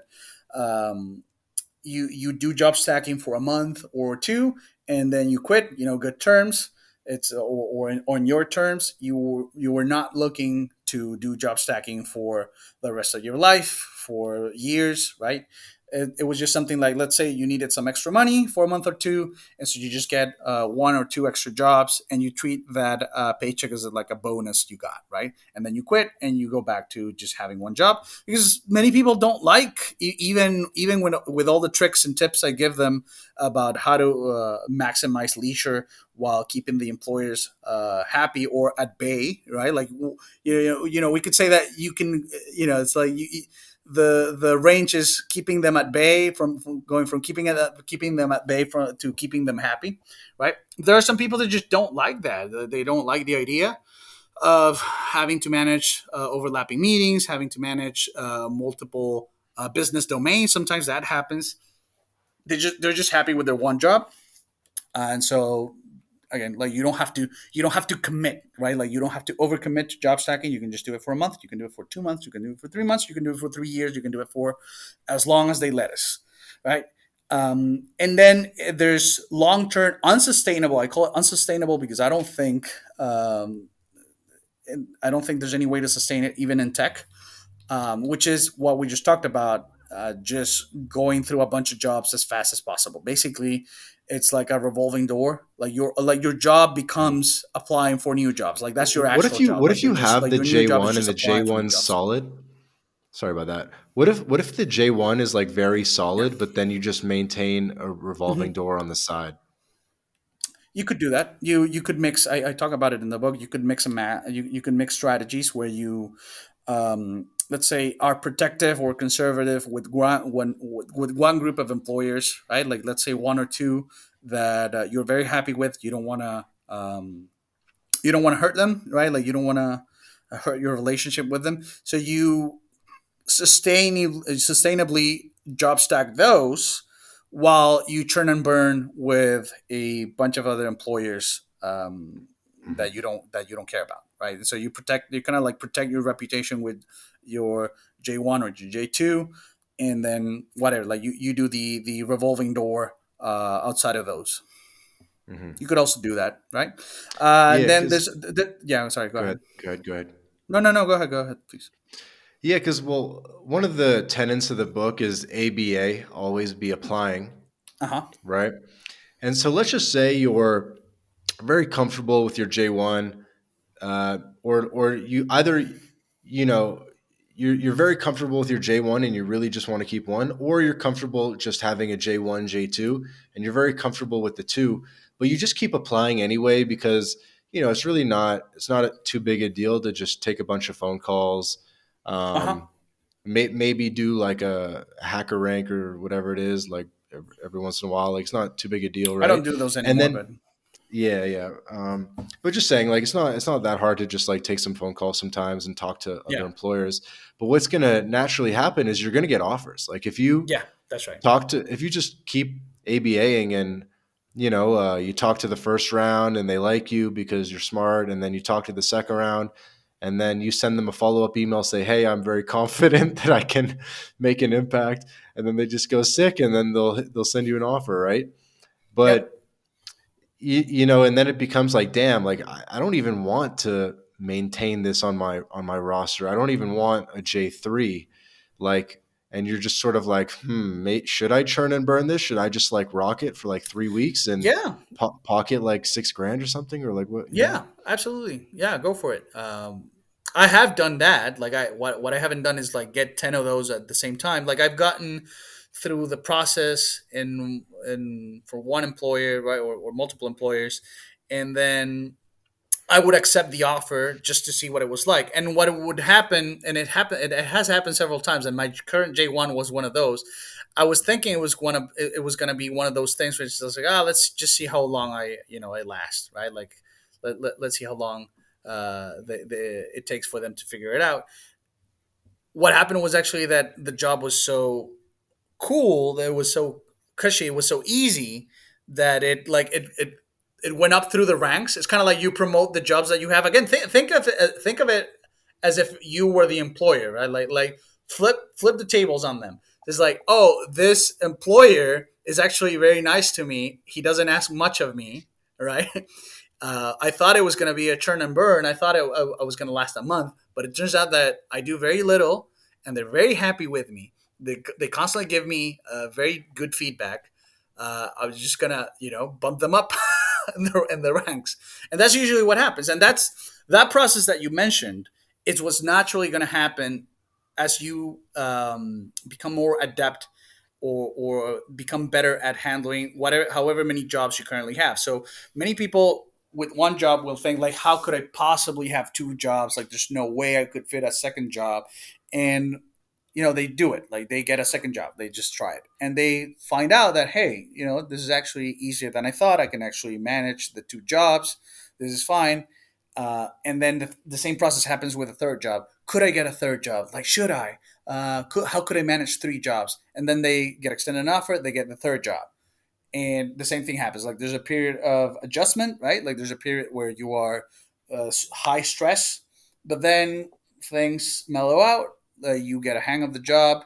You understand the way they work. You get a feel for them, and now you're thinking, could I add a fourth job? And so that is the natural process of job stacking, of initially job Mhm. stacking, and when you add more jobs. You're talking to me now, 2 years of having done a bunch of stuff, right? So it's like I'm giving you kind of where I'm at right now in the process. Um, but for most people starting with job stacking, what you are describing, it is the natural process of adding more jobs to your stack and experimenting until you feel comfortable. You figure out how many jobs you want to have, you figure out what strategy you want to take, because you might go into job stacking thinking like, oh, I'm going to do a churn and burn, I'm going to do 10 jobs for 1 month without doing anything, and then you find out that, hey, out of the 10 jobs that I originally wanted to get, maybe two or three were actually happy with the amount of work that I was doing, or maybe I like them, or something will happen, right? Like there's tons of things that could happen in the middle, and you will settle into your job stack. And so that's the thing. Like it's a lot of playing around. It's a lot of experimentation, and Yeah. the beauty of job stacking is that you can do this. You can afford to play like this with employers, with jobs, with bosses, precisely because now you are not dependent on one paycheck. So you don't have to be under that pressure of like, they really have to like me here, right? Yeah. I better make it work here, because otherwise I'm just out of money. I'm out on the street. No, like when you have that security, when you have that stress removed from your life of like, where's my income going to come from, you can start playing around. You can start Yeah. um, You can building only your own churn and strategies. burn if you have something like Yeah, steady. exactly. Exactly. So, I think a lot of people just are going to intuitively understand that like having two jobs at the same time is probably pretty doable and makes sense, Hmm. and like pretty manageable, pretty doable, pretty chill. I think people might look at churning and burning and just be like, "This is insane." Yeah. And so what are some of the downsides of churn and burn, or of basically like accepting an offer, doing like the first 2 weeks, basically until they fire you? Like what are some of the downsides to that, like realistically, other than just psychological? Well, okay, so the psychological I already talked about. In tech, the downside is not as big as in other industries, but in other industries that are not as big, that don't have as many available jobs, you do run the risk of basically putting yourself in a kind of informal blacklist, right? Like if the world you're, if your industry, the world is very small, you don't actually want to be tarnishing your reputation around with a bunch of employers. You might actually need to be employable. So that's one. The other, I mean, I don't really think there are any others, because having multiple jobs is legal in the U.S. Again, talk to a lawyer. I'm not a, this is not legal advice. All those disclaimers, but for the most part in the U.S. it is not illegal to have multiple jobs. The IRS, as long as you do your tax correctly, they don't care how many jobs you have. So, Hmm. other than the psychological one of you being burnt out, and and engaging with humans, and just engaging with other people on those terms, is usually not very healthy. Most people can't deal with it. The main cost is just you destroying your reputation in your field and not being able to be hired. And how big of a risk is that? Like, how much reputational risk is there? Because how are all these like little companies even going to talk to They, each other yeah, or they won't. know or They like? won't. Again, depends on the size. In tech, I would tell you like the risk is very minimal. Like there's a million new tech companies that are get started every month. So in tech, it's very very minimal. In other fields, I would say it's also very small, but it is something to take into account. Like tech is again, this is one of the advantages tech has over other fields. In others, it will depend on the field itself, like how big it is, like how many, how big the pool of employers is, and also how hard it is to get a job, because I don't think you can churn and burn in a field where getting a job is very hard, like where you have to constantly apply and you're competing against 500 applicants for the same position, right? Like in those fields is what I was talking about. Like the trade-off is like, well, maybe you cannot churn and burn. You have to take better care of your jobs. I say churn and burn, and just like cycling through jobs fast is IT privilege. But job stacking itself is not Right. IT privilege. Is it though? Because I feel like there's little like 10-person companies in every industry. Yes, yes. But again, the how many candidates per job there are is different. Like those temp Yeah. companies, those fields, that's the difference. Like we are Right, right, right. But let's high just say the demand field. offer falls on your lap. You know what I mean? Like Yeah. there's if you're getting like tons of inbound for whatever Uh reason, huh. You might try like it. Like that's a good technically, heuristic. That's a good heuristic. If in your field you don't have to apply to get jobs because you get scouted basically, churn and burn might be a viable strategy. Just getting a bunch of jobs and seeing which one sticks. mhm. But if you're having to apply, like if the process for you to getting a job is you having to sit down for 2 hours a day, sending applications, writing cover letters, right? Like if you're having to write cover letters, Yeah, churn and no burn cover might, letters for yeah, sure. might not be for you, churn and burn. Okay, there was a question from the audience that I really liked, which was about references. So if Mhm. you're running through a whole bunch of jobs, like I guess you can't really reuse the same references that you used on the last job, and it's almost like you're going back to your old job and saying like, "Hey, I just started a new job, even though you were a reference for me on my other job like 6 weeks ago." Or like, how do you think about references? You want references to be your friends. That's basically like you want to have the reference be in your control. You don't want them to actually be references somebody that you don't actually have control over what they're going to say, what they're going to think. Usually, your first line of defense is getting a friend, getting a buddy to be your reference for you, and this is doable because people move. Like people change jobs, right? Like you don't necessarily have to give them a current or former employer email address, right? But usually a friend will cover for you. They will say whatever it's necessary for you to get the job. Um, other than that, try to use a boss that from a previous job that is cool with you, and you can just there's no problem with you telling them like, "Hey, I applied here. Like, I'm trying to get a new job." Like, they're not keeping up necessarily with your life, and so if you just tell them like, "Hey, I'm applying for this job here. I'm trying to get a new job. Like, I'm applying here. Please be a reference." They're usually going to be okay with it, right? And you might want to rotate those, the people you use for references in that sense, right? If they're not your friends, but honestly, it's like I don't even think it's worth it to try to make like an official institutional reference work. Like I would just try to get a friend to do it. Like get a friend to be your reference. Right. But here's the thing is like sometimes they'll send an email to the reference and I've seen these Mm-hmm. emails that they Mm-hmm. send and the template will be like, how long did you work together for? In what capacity did you work together? That kind of thing. Yeah, it doesn't matter. Like if it's your friend getting the email, like just tell them like, hey, when you get the email, let me know what it says, and I'll tell you what to say. That's why it's key to have your friend do it. Like I don't understand people that get tripped up on this. Like you don't like it's all bullshit. Like just get a friend to do it. It doesn't matter. Right, but what if your friends are pretty like straight and narrow guys that aren't going to lie about like, yes, we used to work together even though you didn't, you know what I mean?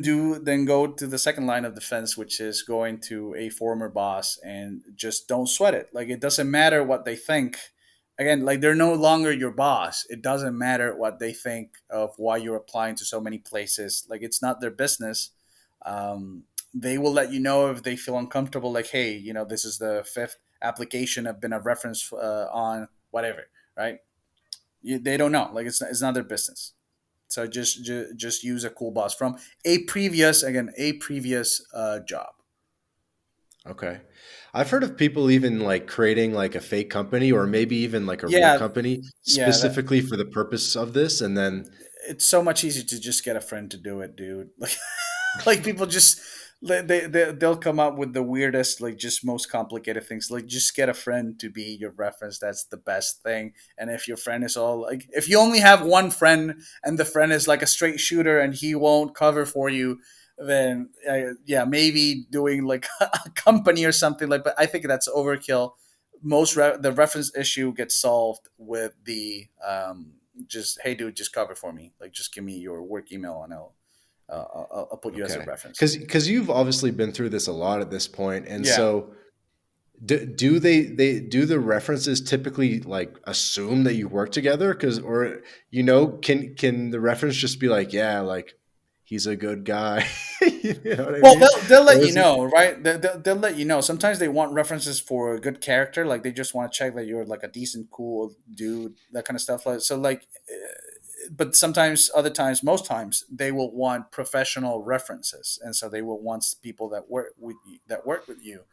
yeah. And in all cases, just tell a friend to do it. Like, just tell a friend to be your reference. Just tell, dude, I'm applying for this job, for this other job. I need you to be my reference, and just tell them that I was cool and that I worked well and that you would hire me again. That's it. Sometimes, like, they don't even call the references. Sometimes they don't even go through with it because it's such a formality. Like, we already have background checks, right? Like, they have so much information that they can get, that kind of like the reference process seems, it's like something out of the boomer era. And it's a pretty shallow step in the hiring process. They don't actually check, like there's all sorts of things. And again, because I've used friends since forever, like I don't think I've ever used an actual real reference ever. I've always used friends, even when I So wasn't doing job fascinating to stacking. me. But Yeah, don't they call the reference like, okay, here's the yeah, reference. Maybe yeah, maybe no, like if I'm the HR, I'm looking at the references LinkedIn yeah. too, and I'm like, No, that's okay, what I John wanted to Smith. tell. Let me That's look what at I. John Smith's LinkedIn. No, no, Wait, they this never guy do never that. even. No, no, Okay. no, that's too many steps. Like they're not in that's they don't do that. I'm sure there's some HR department, some HR lady that will, but 90% of the time, 99% of the time, they will just take the reference face value and will email them or just call them. There's no sleuthing going around LinkedIn to see if you're even connections, because there's so many things that could happen. Like, what if like we're not actually connected? I don't have as LinkedIn connections every person I've worked with, right? People that friends that I'm still, from work, that I'm still friends with, I don't necessarily have them on LinkedIn.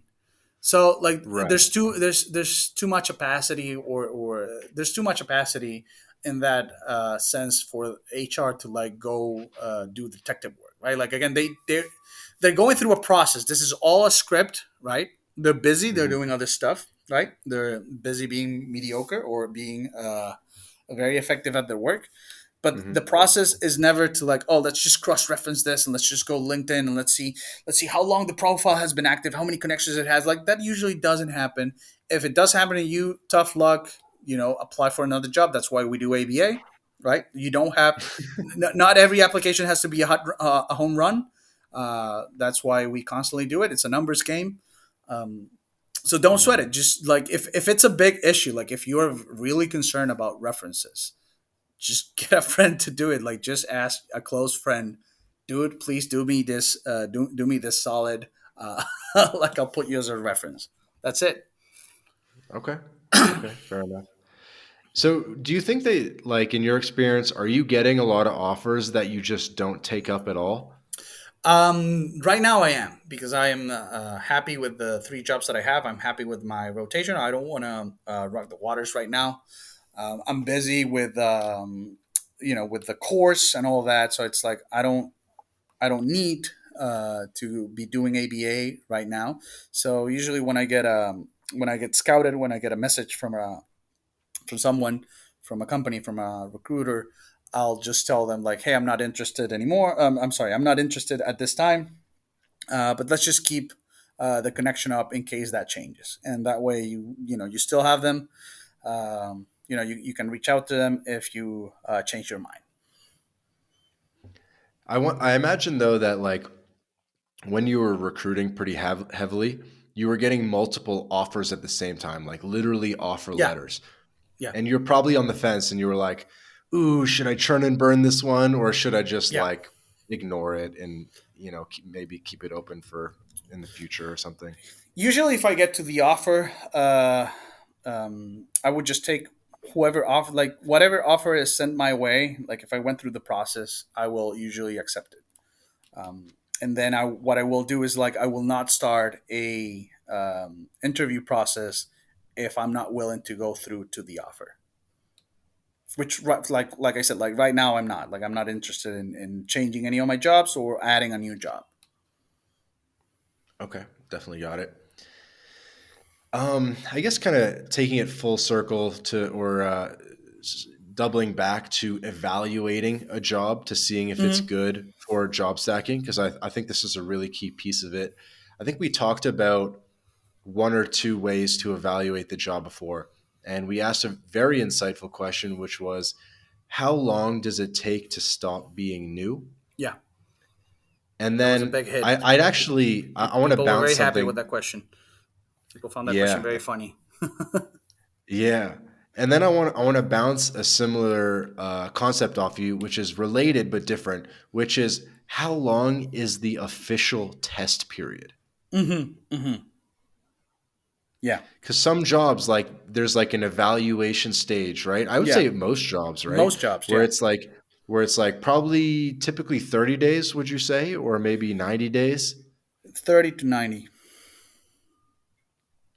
And so that like how do you think about those two questions together? And then what are some other related questions that people should be asking? And how does this play in your strategy?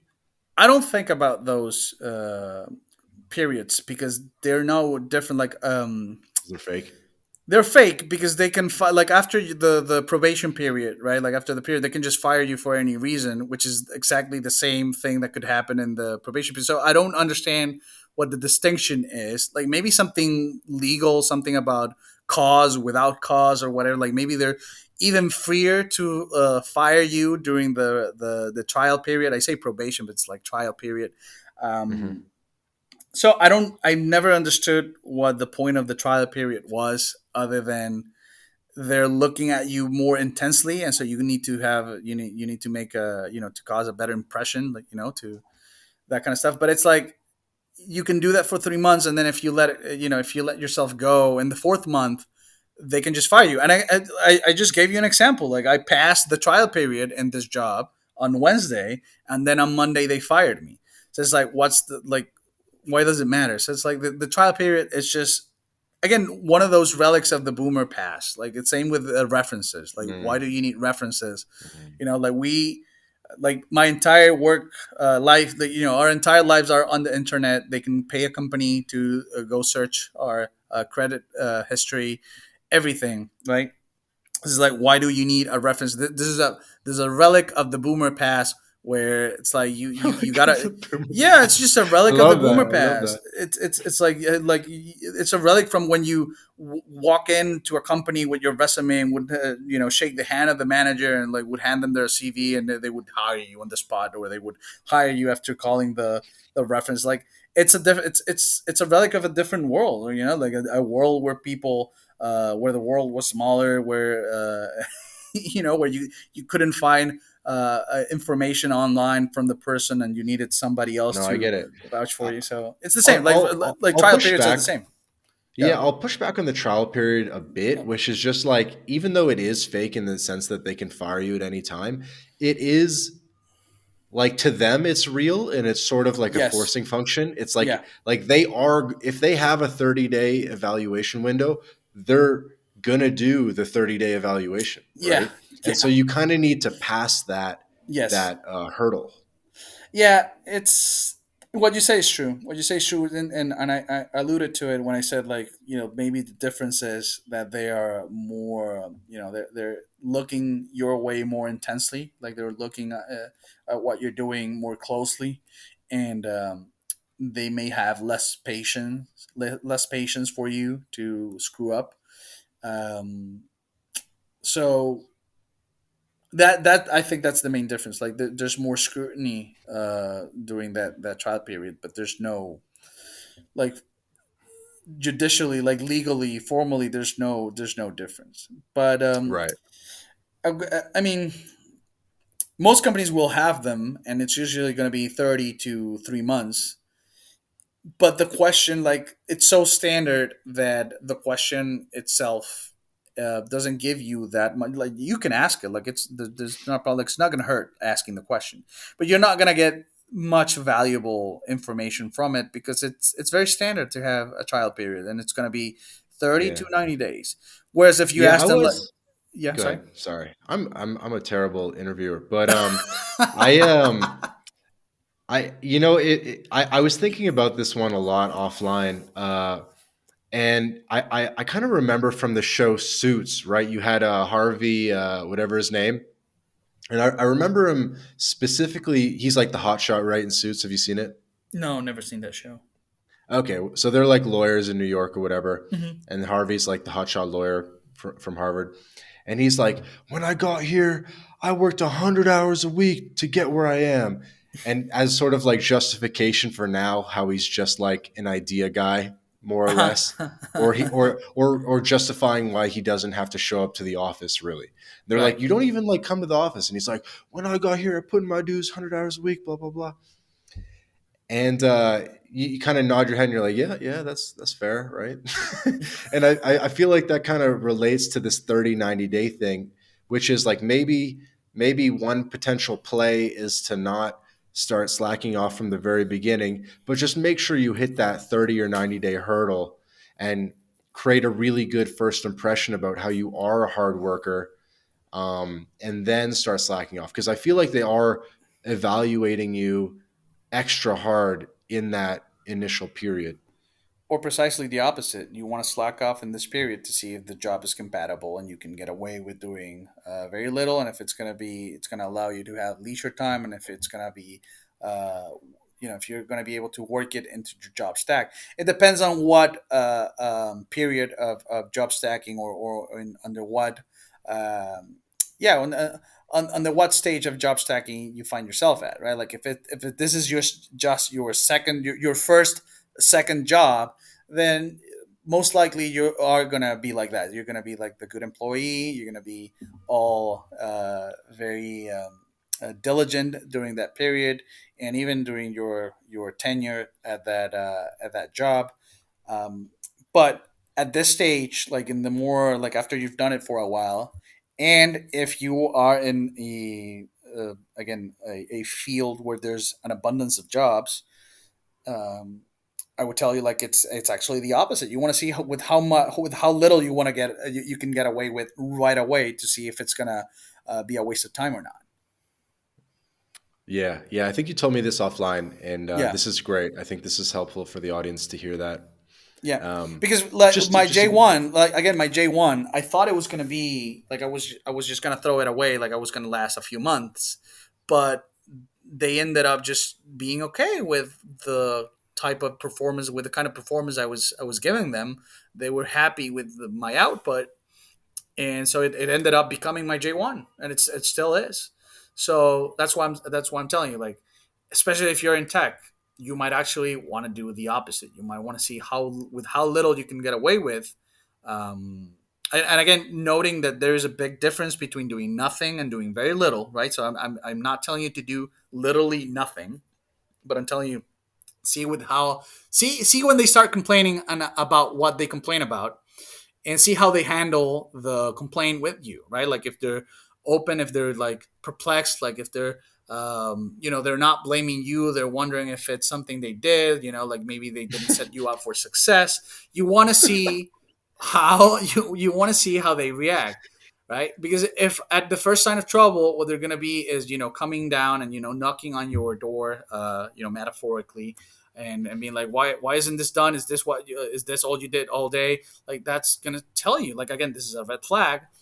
Maybe I Hmm. don't want this job. Whereas if they're all like, oh, like we didn't set you up for success. Oh, yeah, I understand. Yeah, setting this up is complicated. Yeah, oh, yeah, the code is very, yeah, I had problems with that too. Like that's what you want to gauge in that period of time. Hmm. Hmm. Because if you pass as a hard worker, right, and as a very diligent person and that kind of stuff, and then you take it away, right, they're gonna like that's gonna be more noticeable. That's gonna hurt them more than if you just were honest with the amount of work you're willing to provide them and if they're happy with it or not. Yeah, I guess it could go both ways, It but could go you both know, ways. Yeah. because you could kind of like linchpin yourself and just like make yourself a bit irreplaceable. And I feel like people have short memories in a way where, like once you're in, you're in, and I don't know, they won't really be able to compare 3 months ago to now. You know what I mean? That also happens. That absolutely also happens. Yeah. Yeah. So it could go either way. So what I'm saying is will depend on the stage of job stacking where you find yourself at right now. Like I said, like somebody that with their first, second job, they're probably going to still be very diligent, still going to be very willing to please their employer.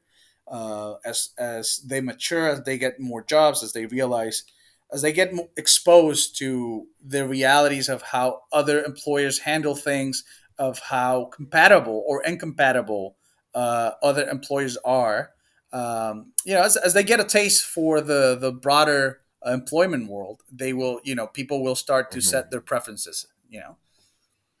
Have you learned some sort of epiphanies about the employment world from just having iterated on this so many times? Well, the firing, the just the callousness of how they fire people. Again, that job that fired me 4 days in. As far as they could, as far as they knew, I quit a job to go with to be with them. 4 days. Right. It doesn't matter what you say. It doesn't matter that you people hearing this know that I'm a slacker and that I try to get away with as little as possible. Realistically, there's no way for an employer to know anything about an employee in those 4 days. It just makes no sense. The other, I mean, the things that I learned are in the book, are on and are in the course, and are in these conversations we've been having. Like you've been like there's no general thing, insight, epiphany that I have right now, other than the one we already talked in the very beginning. That's the newest thing that I've come to realize, that tech might not Right. be the best, might actually be one of the worst fields for job stacking. But other than that, like you want to, my epiphanies, my experiences, my thoughts are Get in the the book and course. in the course. Yeah, yeah, the All right. course. Yeah. Do you think that job stacking is sort of a symptom of, or only works in an up market or a very frothy market, but in a down market or in a recession, mediocrity is much more of a risk and is less tolerated? Well, that's a very good question. And in a sense, like your instinct is that if there's kind of like a surplus of labor, that it's an employer's market, and that could be the case. Hmm. And it could be that under a recession, job stacking, the churn and burn strategy, it's just out the window. Like you can't do it anymore. But I don't see a reason why a recession would negate job stacking itself, right? Like maybe, again, like the job stackers will be affected by the recession and the fact that maybe you had 4 jobs and now you have two. Maybe those 2 jobs you have to really take care of them, right? Like that type of stuff. Like certainly in a like rising tide, it'll be easier. But in a recession, it's you have even more reason to To be job stack, right? to For job more stack. Yeah, security. yeah, Yeah, it definitely makes sense. I had a one random question from the book, which was, why do you use the same headset for both jobs or both computers? Because the way I was kind of reading it in the book was that yeah, you were like using the same headset and like switching between computers in the same headset. And I was kind of like, why don't you just use two different headsets and like pick yeah. one up and then pick the other one up? Yeah, so that's a bit deprecated because that's what I do right now. I have multiple headsets, and so the logic of one headset when I wrote the book was that the headset was wireless, and what I could do is not have to precisely do all that movement of like having to change headsets, having to keep track of like which headset was connected to which computer and that kind of stuff. Like at that point, that initial point, having the one headset and just be able to disconnect and connect to a different computer without having to uh, touch any cables or worry about which headset was which was the thing that was working. And I suppose like it's still viable advice today. Like you don't necessarily need to get multiple headsets for each computer. You could just have one master wireless headset and just connect and disconnect it. But yeah, it's one of those things that it's just like from when I wrote the book, right? And it's in the course it is updated to the latest best practice, which is to have multiple headsets. Okay, good. And you've been super gracious with your time. We've just hit around the 2 hour mark, but I want to nail on just a couple best Go ahead. practices or just like a couple small things if we Yeah, can, if you have go a ahead. bit more time. Okay, so one of the things that I was noticing was that I understand that you're trying to maintain your reputation, but I almost just felt like you weren't drawing enough of a personal line when you were accepting two meetings at the same time and then, frantically trying to listen in to who's talking to you in two meetings at the same time. I feel like you should just really try to just be like, look, I cannot do this time. Like, even if, I understand there's like the reputational thing, but I feel like maybe at the end of the day, you might end up hurting your reputation more, half listening to a meeting and then having to airplane mode your computer and all that stuff. I feel like it'd just be better just be like, look, dentist appointment, whatever it is, I cannot do this time. Um, so that works if the meeting is under your control, or if it's something that basically it's like the meeting is up to you in a sense. But when it's something like a daily stand up, right, like where it's the team, right, that sets the schedule of the meeting, and No, maybe and I get that, but still, can't you just be like, look, I cannot make this yeah, particular daily stand up. yeah, but sometimes you won't get them to change it. And now what will happen is that because you made a fuss about it, if there are any issues, right? Like suppose you make a fuss about it, you say like I can't make it, like it's really complicated for me, like can we change the time? They go, they deliberate, and they say like no, we can't change the time. Sorry, you'll have to make it work. So now you're in the worst possible scenario because now anytime something goes wrong during that meeting, anytime you disconnect, anytime you unmute yourself very late, what they'll have in their back of their mind is like there's something this guy is doing at this time that he's not paying attention to the meeting, that Like, he's right, not right, why did he try to move it and now he's like half in it? right, and I get that's that. I get that. So yeah, it's like one or the other. It's like yeah, you either have to do no fuss and then do the wiggle, yeah. or just or but wouldn't it be like more better If for your sanity to just be like, look, I cannot do this. I have to take my grandma to the hospital, you again, it know? depends on the type of meeting. If it's a one on one, right? Like if it's just you and your boss, you and your manager, yeah, you can just tell the guy, I'm sorry, I can't do this time. Sorry, like not good for me. Like that usually won't be a problem. But when it's something that is a semi-active meeting, again, like it's something that is a team, it's not maybe big enough to be like all hands, but it's something that is for the Right. Even entire your C team, let's just say even your CEO's on the phone, but you're just like, right? but like why is it so bad to just be like, look, Rolf couldn't make it. Sorry, CEO. You Bec- know what I mean? Like, Again, because the problem, like you can do that for a meeting, but if you fuss about it, that will create a pattern in their mind of like, or that will give them a reason. It's like people have their little telenovelas running around in their own brains, right? And they don't have the full picture of stuff, and so they basically shoot the telenovela in their brain with whatever tits and bits of information they get. And so if you fuss about the a meeting time, like if you fuss about the time when a meeting happens, and then you start having problems in that during that meeting consistently, Right. what they're gonna their little telenovela, their little melodrama is gonna be this dude has something at this time, like he doesn't take his job seriously to commit to this time that we told him to, and he's always having problems. So what you want to do in this case is do whatever, connect to the meeting, do what you have to do, right? Like if you have to disconnect, have them bring it up with you, have them tell you like, hey, we noticed that you're always disconnecting or whatever at this time. And that's when you tell them, listen, yeah, I was going to talk to you about this, but it's just that it's very complicated for me at this time, could we please move it around? And in that sense, because you didn't fuss, you were actually trying to make it work, and they were the ones that were kind of like looking to see what was happening.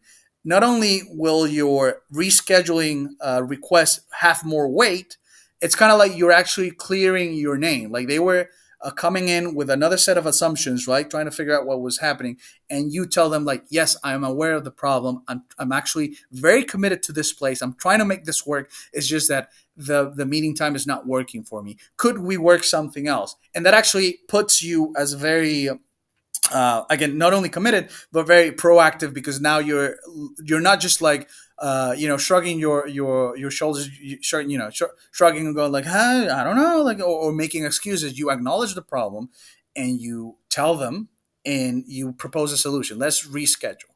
And so, and Mhm. that's under that scenario, it is a lot more likely that your meeting will be rescheduled and that your reputation will be perfectly fine. Right. That is assuming that you have so many consistent public problems, public errors, that it is noticeable to them. Because remember, the idea is that they don't notice that there's an issue. No pattern. The more important your presence is in a meeting, the more power you have over the scheduling, and the less important your presence is, the less power you have over the schedule. So it's kind of like any meeting where you have to actively participate, where it's something that you are the center or close to the center of attention. You will have enough pull. You will have enough power to be able to reschedule it. If it's a meeting where you're not the center of attention, that's why I'm saying like, hey, you might actually not have the pull to reschedule the meeting right away, like just by requesting it. So you might have to jump through some hoops to get it done. But yeah, absolutely. Like what you're saying is absolutely right. Like yeah, that's why I say in the book, like your first line of defense to avoid any conflicting meeting is to just reschedule one of them, or both of them. So I had a bit of a conceptual question which was related to this, which was, do you think there should be an expectation that you are available 8 hours a day at every single time block? Is that supposed to be the baseline assumption? Or is it okay to assume that there are going to be one or two midday hours per day that you're just not available and you don't need to excuse yourself for it? That's interesting because most employers, I would think, will feel entitled to you being available the 8 hours. There's some playing around that you can do, right? Like if you are, if you're not forthcoming with your schedule, right? Like if they hit you up and you don't respond right away, you can always tell like, oh, I was just out having lunch, oh, I was just out doing something really quick. I feel the better employers will have some, like, will understand that you don't, that you can work asynchronously. You don't actually have to be available for 8 hours, as long as your work gets done. But there are some other employers, I would say the majority, where they do have this expectation of like, you got to be available for 8 hours. Like, we don't Mhm. accept we don't accept you not being available for less than that. So do you think like if you respond 1 hour after you get a message like, hey, are you available? If you respond 1 hour later, is that like pretty bad? It will depend on the employer. Some employers will not care. Some employers will care very much, and they will bring it to your attention. Um, I would say that usually um, it's not very good to be. Again, it depends. It will depend, but it's usually you want to test how reactive and how proactive you can get away without, how proactive you have to be. It's basically what I want to say. There are employers where they, and I've worked for them, and I've quit, where they demand that like every little thing that gets said, like you gotta react with like a little thumbs up. It's all rituals of humiliation. Like all of that is like a ritual of humiliation, where it's like, oh, I said this, you gotta acknowledge it with a little thumbs up. It's like screw you. And so there, whereas there are other employers where they don't care, like they can say something and they will say it again in the stand up, and you can say something like, oh yeah, I read the message, and they'll be like, cool, you know. And so it will depend on the employer. I would tell you again, err or err on the side of Fast err on responses. the yeah, on not being responsive, just to see how they react, just to see what they demand of you. And also, like, for instance, like, suppose there's a message, right? And it's been 1 hour and you haven't reacted to it, you haven't responded, or you Hmm. haven't done the little thumbs up. You can always, right, like if they bring it to your attention, you can always just say like, oh, I didn't see it, or like, oh, I saw it but like I just didn't react, like I didn't, like I got distracted with something else, but I did see it, right? So something to cover your tracks, right? Like, whereas if you give them the timestamp of when you saw the message, or when you reacted to it, uh, that's just more information that they can use against you, right? Like if they posted the message 1 hour and you reacted to it an hour later, that's time stamped, right? Like most applications will show when that happened, and Hmm. most people that send the message will get a little notification saying, like, like somebody liked your message. So you want to see what happens. Like basically, you want to see what happens, right? Like you want to see, is this a you got to react to everything with a thumbs up immediately, or within whatever they consider reasonable, 5 minutes, 20 minutes. Because I've worked in places like that. I'll say it again. Like I've worked in places. My current J1, they don't care. Like there's been messages that I don't respond to, I do not respond to for days. Like they don't care, like I just acknowledge it the next day in a meeting, or like the message just, like, it doesn't matter, like they're not expecting me to give them a thumbs up or to respond to the message. But I've worked in Okay. other places, and that's why J1, like J1, my current J1 is, it's it's it's a star, it's a rock star. It's I wish everybody could work for, I wish I could have five J1s.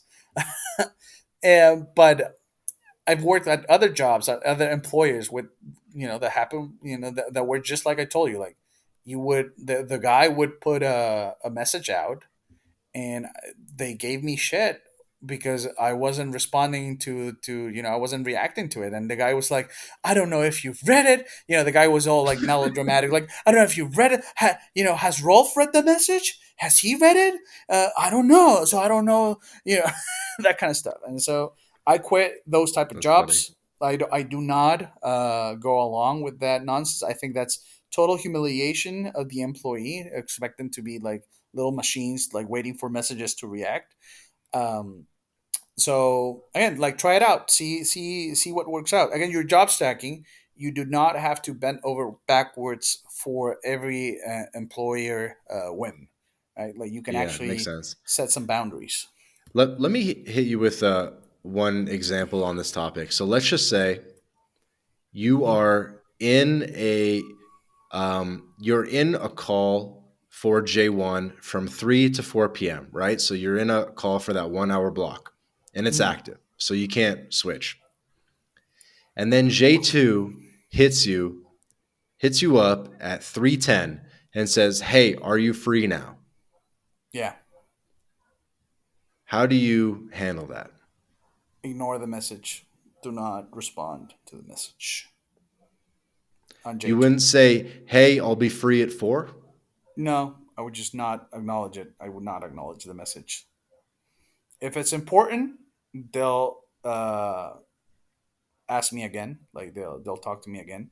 If it's not important, if it's a problem that just solved itself, it's because you got to realize, like, you don't know unless they actually describe the issue on the in the message. Like if it's just like, hey, are you free? um well, if you don't respond, if you don't acknowledge the message, the response is, no, I'm not free. That's basically the response. And so if it's important, they'll ask you again, like, hey, like, it's really important. I need to go over something with you. Please let me know as soon as you get back, right? Um, and so that way, so in that sense, so when that happens, then you decide, what do I do? Do I tell them like, yeah, sorry, and that's why I'm telling you, like, if you are not forthcoming with your schedule, right? Like if they have no idea where you are, that's actually good for you, because then when the scenario that you mentioned, which has happened to me a lot of times, you can just go back like, oh yeah, sorry, I was out having lunch, I'll be back at around 4. Why are you having lunch so late? It's like, it doesn't matter. Like, it's like, that's when I have lunch. Okay. Yeah. You mix it up and be like, I'm just out at the store. Yeah, that works as well. Yeah, no, I'm sorry, I wanted to get something. I'll be back. I'll be back around 4. It's great when you have kids and you just like whatever the Yep. time Oh, is, you I'm sorry. just say like, I'm I'm picking sorry. up the kids. Yeah, I You got. know. Yeah, I'm sorry. I'm sorry. I got to take the. I'm just picking up my kid from baseball. I'll be back at 4. Yeah. So that's why you are not, you're not all like a little good employee and be like, I usually go at lunch at 12, and then it's like, you don't give them your schedule. Like, you don't give them your schedule, because it's just more information for their mental telenovela that they're running. It's like, where's this guy? Like, this guy should be here. Like, he's usually, so it's very unusual. Whereas if they don't know, they just say, you like, hey, are you available? 20 minutes go by. Oh, he must not be available. And again, you don't know what the issue is. So it might be something like, oh, Right. no, sorry, No, but like they want to X. call you basically. They Yeah, want to like, call you. Isn't don't it acknowledge bad it. to just like not be? But they're gonna be like, why weren't you available? I mean, even if they don't say it, they'll kind of be like a bit of a tension thing. Like, isn't it better to just be yo, yo, I can message you now or I can call you in a half hour. I don't know when I get out of the No, car. I don't know. no, it's not better, because if you are still telling them that you're not available, it's just that you're just messaging them, like you are uh, accustoming them to you being to you responding whenever they talk to you, and you don't want that. You want to respond on your own terms, on your own time, and you want to excuse yourself if they give you any crap. You want to excuse your, like, that's when you want to deflect. That's when you want to use the excuses, right? But you don't actually want to give them. It's like, what listen. You talked about removing lines of code instead of adding lines of code. So it's the same logic here. Like, you don't want them to have more information necessarily. You want them to have fewer information. You want them to have very little information. You don't have to be acknowledging. You don't have to be responding to every little request that they give you. Right. I But mean, aren't right they going to away. then say, like in your review or whatever, be like, look, seems like you're not If it online happens fairly consistent, so, frequently? so so this happens consistently. If at every day at 3 they ask you if you're available, and every day at 3 you don't respond, and you respond back like half an hour later saying like, I'm at lunch, then that's a pattern, right? Like, but you're asking me a one-off thing, like, I'm in a meeting and then I get a message. In that Hmm. case, I ignore the message and respond back when I'm actually available, when I'm actually going to be free. Because you know what's worse? You tell them, hey, I'm gonna be free at 4, and then your other meeting, your active meeting, runs past that. Like, for some reason, now instead of 1 hour, it's gonna be 1 hour and a half, and you didn't know it, and now you gotta go. Now you gotta create another excuse. Now you gotta, Be like, yo, again. guys, I got to You're adding. jump. Yep, yep. Or yeah, or you gotta leave the other meeting, or you gotta add more information for J2 explaining why you're not actually available or something, and it's a whole thing. Whereas if you just don't respond, the person might just go, like, again, like, other people are busy, like, other people are not Right. necessarily, you're not the Right. center They'll of switch attention. tasks. Yeah, Yeah. they'll switch tasks. They'll be like, oh, he'll get back to me when he can. And if he doesn't, again, if he doesn't, all of these little interactions are information for you to make a decision. Do I continue with this employer? Do I continue with this job? What should I do? Yeah. Makes sense. And then what's funny is sometimes you write like, yo, free now. And then they'll take 20 minutes to Uh-huh, respond. exactly. Yeah. I wanted to just go over like a couple more like quick just like things you do day to day to just like sort of like pretend you're working or just to like keep up appearances in a good way.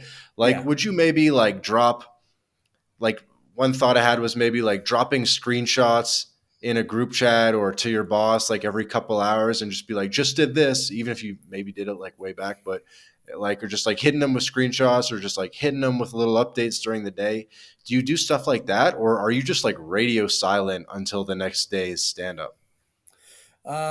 No, you can do that. Like I've done that. As a matter of fact, I did it recently with J1. I haven't actually done any work for J1 the past 6 days, I think. Like real job, the real work.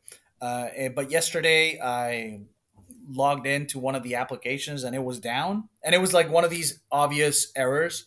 So I reported the obvious error, like, hey, I was trying to test this application, but look, it's down. And the CTO actually responded like, yeah, it's an issue that we know about. Like, see above. He didn't like, it wasn't like mean or anything. It wasn't like bad. He was just acknowledging the fact, like, yeah, we're aware of this. We're if you scroll up, you'll see the discussion. But that's it. Like that's proof. Like that's some kind of evidence that I'm sitting down at work. So yeah, it's not a bad idea to do that. Eventually, you don't want to be eager, right? Like always sending screenshots, always sending videos, always reporting, right? Like you don't want to create that pattern. You don't want to create that expectation. But as something like as a one-off, as something, just to be nice, maybe to your boss, your employer, maybe to you feel, again, like I hadn't worked for 6 days, actually done very little for 6 days, so I thought like, hey, it might just be nice to hit them Check with in. some kind of update. Yeah, yeah, just Do you ever maybe do check-ins where it's not like a screenshot or not something that you're producing, but you're just like asking questions or doing other or things to basically responding or put the ball in their court? or responding to questions, like a new guy asked a question in the chat and I responded to his question, so that looks like I'm engaged, right? Like, and I know because I gave the right answer, right? But, like, so it means that I know what I'm doing. So yeah, you don't have to be absolutely radio silence all the time.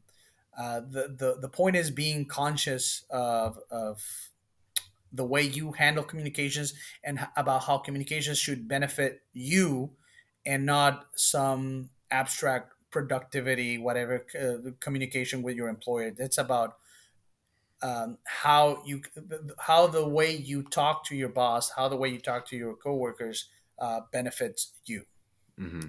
But it does sound like you're more okay with the radio silence than the average Yeah, person. Would that be yeah, fair? yeah. Like I said, it's better to give them less than to give them more. Wouldn't you want to like do things to put the ball in their court though? Like maybe you could ask a question or put a screenshot or just be like, "Hey, like between A and B, what do you guys feel in here? Give me some feedback." And it might take them like several hours to generate some kind of feedback, you know? That is momentum based, basically. If you feel right, like if there's like a big blocker, right, like the team is working on something big and there's very known issues, that might be like momentum based. Like you might want to be seen as super productive, like being super on top of things, that you're keeping track of the blockers because they're working on it, and you're not actually expected to produce let's say real results. So you can take that chance to break the radio silence a little bit, and then go back to being silent when it's more what's the word, like more routine work that you got to do. Okay. Okay, fair enough. Man, and in both of the podcast episodes, I guess up to now and then the previous one, we haven't used the term king of mediocrity yet, but it was actually a central sort of theme in the book and came up early in the book. I don't know Yeah. how we've talked almost, I don't know, 4+ hours of recorded without saying the phrase king of mediocrity. So I'd love for you to just expand on king of mediocrity for me for a sec. Yeah, sure. So, king of mediocrity. So there's one thing of being mediocre in the sense of like you're just barely surviving at your work. You're not good at what you do. Um, you're struggling. You don't really care one way or the other. You're not. Maybe you're detached. Like all those. The quiet quitting thing that was big a few months Hmm. ago. Um, you know regular mediocrity. It's just somebody that cannot perform, right? Like it's just somebody, or that is not a high performer. That's it. The king of mediocrity, though, is a mediocre person that kind of embraces mediocrity consciously, purposefully. Um, you go about, you understand that there's no like the expectation of everybody being above average, of like, or always providing more, or always trying to improve yourself and be more productive, again in the context of employment, right? Like being more productive, being better, being a better employee. um you The kingdom mediocrity rejects all of that and realizes that, if you actively manage your mediocre performance, you can actually make it work for you. So you are actually, again, it's like being self-conscious of the mediocrity, so that you can use it for your own benefit instead of just being a victim of circumstance. Okay, so for instance, you know like all these free courses, like I see it on LinkedIn all the time, like Google release 200 free courses, right? And all these videos that you see, like all the YouTube channels learn how to program, uh, all the free educate, quote unquote, free education. That's for mediocre people to, that's for companies to not have to pay for training mediocre people, so that people all come in already kind of knowing something, being able to do something, and it's a way for those people just to kind of be, what's the word I'm trying to look for, um, do well in the audition process to get a job, that kind of stuff, right? Like the king of mediocrity would realize that there's no point in actually taking any of these free courses, right? Like pretending to, Mhm. like actually try to know some basic, again, you're not going to become an expert with those free courses just on their own. Like everything you're going to learn at your job, right? If you're going to do it, like if you're going to become an expert. And so what he would do is simply, instead of learning those free courses, or actually trying to uh, uh, utilize them, he would realize like, hey, no, this is just a trap. What I'm actually going to become good at is talking, getting past the interview, so that I get the job. And once I get the job, I'm just going to do enough so that I get, and I'm going to realize what I actually need to learn, like what's important to learn. I will learn that at a satisfactory level, and then I'm just going to continue to keep getting my paychecks. Whereas a regular mediocre person would just be in the struggle of like, oh, I got to learn AWS, I got to learn whatever, like JavaScript, and I got a junior position, and that kind of stuff. And they're just like not in the, they're not high performers. They're not in the most, better paid positions. They're just victims of circumstance, and they don't realize it. Whereas the king of mediocrity does realize and does not fall victim to circumstance. It's an awareness and Hmm. conscientiousness.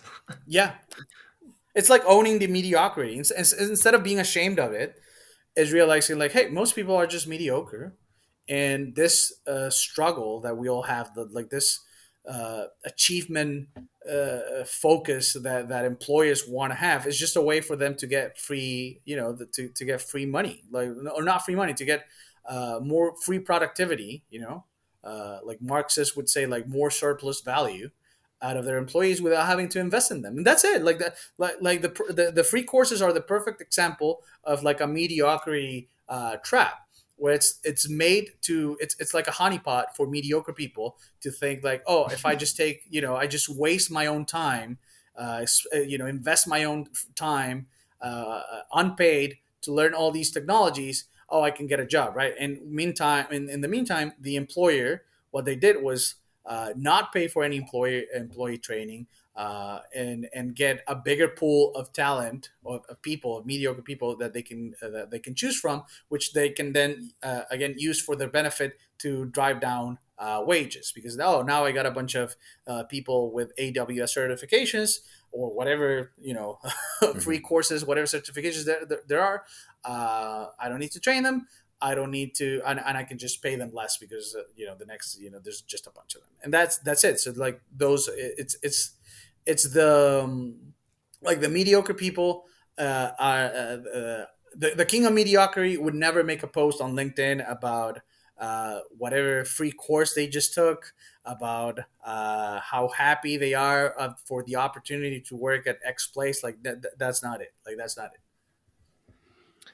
Speaking of certifications, do you think that having certifications could actually help the quest, the fight, and the right to be mediocre? Because you it helps with your authority frame, and so it's like, oh, like he is good though because he has certifications, that kind of thing. It will depend on the industry. I would tell you that being a programmer or being a software developer with a bunch of certifications is actually a red flag that you're not a good programmer. So it will depend on, but there are some other jobs that do require, like, not like the certifications are just baseline what you need. Like if you don't have one of the certifications, or if you don't have the required certifications, your resume will not even be looked at. They will throw it in the trash. So I would tell you, there's no blanket answer, one size fits all answer to that. It will depend on the industry, the position that you're trying to apply to. In general, I would tell you that programming, uh, like I like if I see somebody's resume and they're supposed, you know allegedly a software developer, and they have a bunch of certifications, I would actually be like, huh? It's like, why Yeah, it's a when bit of a you unique example. yeah. All right, well, one or two more just like philosophical questions to end Sure. it out. Um, Make sure these are good ones. Do you really think that there's zero value? It makes no sense to climb the corporate ladder. Like, don't you have anecdotes of friends that have done a good job of climbing the corporate ladder and they made it to partner, or they got a lot of stock and now they're a millionaire from being early in a company, and or just like different ways where they did actually succeed climbing the corporate ladder? Or are you like fully anti it? Mm, so I would say that I'm generally anti corporate ladder, and the reason is that the higher you climb, the fewer jobs you get, the more fragile you become. No, just think Yeah. about it. Develops software development jobs. There are plenty, but then team lead, project lead, not as many. Then maybe something above that, Well, like let's just the say like banking, just to make it banking. relatable. Like, don't Again, you it see will. like your analyst, your associate, your VP, your manager, your partner, your managing partner? Like, you just see How like many no value at all how to like many climbing part that. but that's the point. Like I don't think climbing the ladder is kind of like a tournament, right? Like, because how many partners can there be? Like you know there can't be 100 partners. Like, I don't know, like, Yeah, and you you, see you no know value to trying to win the tournament. no, because if you don't win, you get nothing. Like, all your effort was wasted, right? Like, people that, if you go to a competition, right, like that's a tournament, and you don't make it at least third place, like, what do you get? You don't get anything. Like, that's the problem with tournaments, right? Like, it's winner takes all, or winner takes most. You don't actually want to be in an environment that for life. Like, for you can be in a tournament for whatever your local sports team, for your, whatever your Super Smash Brothers local scene. I don't. That doesn't matter, right? Like, but for your livelihood, like, I don't think being in a tournament environment is very good, because only a few people actually make a profit out of it. And so that's the same logic of climbing the corporate ladder, or climbing the ladder in general. It's like, the higher you're climbing, the more winner takes all it becomes, right? Because there's only one CEO, right? Like, if say you want to become a CEO, right? Like, you want to climb all the way to CEO. How many Hmm. CEOs are there per companies, right? Right, but One. everyone else is mediocre, and like probably it's really not that hard to be You're CEO. probably mediocre yourself. So it's like, how much effort is it going to take? And then it's going to be somebody with connections that takes the job, and it's going to be a bunch of, politics. And so it will depend. Like, maybe you have a knack for climbing the ladder. Maybe you have very good connections in one industry, in one company, and then it makes sense. But my message is, for most people, for the average person out there that's again just mediocre, right? Like he's a victim, he's a mediocre person, victim of circumstance, he's a victim of all the messages about like struggling in the hustle and climbing the ladder and all that, and it's not for their benefit. Meanwhile, they're having issues. They're having problems paying the bills. They don't make enough money. Life is stressful, and they're thinking about all these the payoff I'm gonna get when I become partner 10 years from now. Like all I'm telling them is you could be making as much money as a partner or even more right now without waiting 10 years and without the added stress of going through it. So like climbing the ladder, it's a question like why do people climb the ladder, right? Like the answer to that question will give us, will how you answer the question of why you want to climb the ladder will give you the answer of if you should do it or if you should job stack instead and be the king of mediocrity, right? So why do people climb the ladder? There are two possible but non mutually exclusive reasons. Like both of them could be true at the same time. Okay, that's what I want to say. So you climb the ladder to either get more money, right, or get more prestige, right? So if it's more money that you want, that you're climbing the ladder because you want more money, well, job stacking already offers you that, like right now, next month. Just get a second job. You're gonna make, I make more money than my bosses. I make more money. I don't know if I make more money than the CEO of my company, but maybe I could. Like if when I was stacking 7 jobs, I certainly was. Not with 3, right? So it's like job stacking already offers you more money right now. Okay, so then that leaves prestige because job stacking beats the corporate ladder regarding money and reliability and how fast you can get the money. So it's just prestige. So do you value prestige more than money? If not, then just do job stacking. If yes, then okay, then consider, like you're climbing the ladder for prestige. You like the status, you like the titles, you want to try to do the tournament because you want to be the, you like the idea of you holding the trophy at the end. You like the status. So then climb the ladder.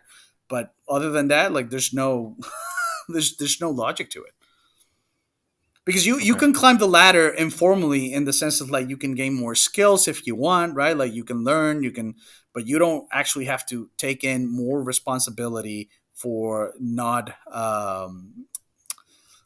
more like not fair pay. Like it's not I'm missing the word right now. Like not the increase in responsibility does not go along with the increase in pay that you get Yeah. Yeah. I mean, I think it could in some cases, but um, in some cases. How many cases? Like how true is that for most people? That's my question. Like that is the thing that I'm gonna uh hammer down. It's it's like for how many people is this true? Like, oh yeah, I know some guy that became a partner and he makes $1 million a month. It's like, mhm. yeah, how many people can do that? Can you do that? Like, do you want to spend years trying it while leaving all these other, all the money on the table that you could have been getting by just acknowledging Sure. by putting the crown of mediocrity up on your head and just milking a bunch of paychecks, a bunch of employers. Mhm. So, would you, in terms of titles, obviously, it sounds like titles and prestige doesn't mean too much to you, Yeah, but like, let's just say, and this actually happens in job interviews. They'll say like, "Is your title important to you?" And let's just say you were given the opportunity to be operations analyst or senior operations analyst, right? Would you take the lower title of operations analyst? yeah, definitely. I Interesting. would. Yeah, it makes sense. Makes I sense would because because response. if because like why does it matter, right? Like again, like let's think of the titles philosophically. The title is a signifier, but a signifier to whom? To other employers. So you don't actually need the internal recognition in your company. What you need is the signifier for others. So you can just put senior whatever analyst on your resume, and that's fine. Like it doesn't matter. Okay. Like maybe for employment verification, like whatever. Like, but we don't really want to talk about that. You do want it to be senior, but it again, like if it's just for it's just a label, if it's just a signifier for others, you can just put it on, like you can just say you're senior. Oh man, dude, we could go on forever, dude. You're so gracious. You're the only guy that we get on here that we can easily do 3 hours, and I guarantee I could do 3 hours more because it's just it's so funny, and I have so many questions, and I think for the same reason that Mark Andreessen finds it interesting, I find it interesting. So I'm not here. Maybe my anon status might get revealed at some point. I'm not necessarily advocating job stacking or being misleading to employers, but I think it's an incredibly interesting intellectual exercise, and I think it helps inform, uh, like like you said, it really helps you understand the nature of work in general and Hmm. sort of like informs you about the job market and about human psychology, and it's just multi-layered in so many ways. And I think a lot of what we're doing at My Latin Life is just really sort of like pushing the boundary of what we thought was possible or what we thought was like a normal life. Things as simple as having multiple passports. I had a tweet about how having multiple passports and multiple jobs are very similar. Things about having Yeah. multiple residencies, you know, like it was very rare to have, the legal residency in multiple countries before, to have multiple driver's licenses before. And My Latin Life is, in a lot of ways, kind of at the frontier of popularizing some of these ideas about how you need to have multiple driver's licenses and things like that. And so I think this is like another piece of that puzzle. And so maybe some people, I'm sure some people will agree with parts of this. Maybe some people aren't down with the mediocrity and they do want to excel, or, just different aspects of things. But it's extremely interesting to consider. And it's just basically sort of broadening the spectrum of our understanding of work and just like our understanding of life in general. So I think it's eye opening for everyone. I'm glad to be. I mean, am I a gadfly? I guess I would qualify a gadfly on the employment conversation. I'm glad to play that role. You're a resident expert, and I think it's important to have people that are actually executing and doing it, that are talking about it. Every single guest on the My Latin Life podcast is executing and Yeah. is actually like doing it. I don't have philosophical thinkers on the podcast. Everyone is like really out there living a unique and different life. And this, and so you're excelling at job stacking, and you're teaching us what you learn along the way.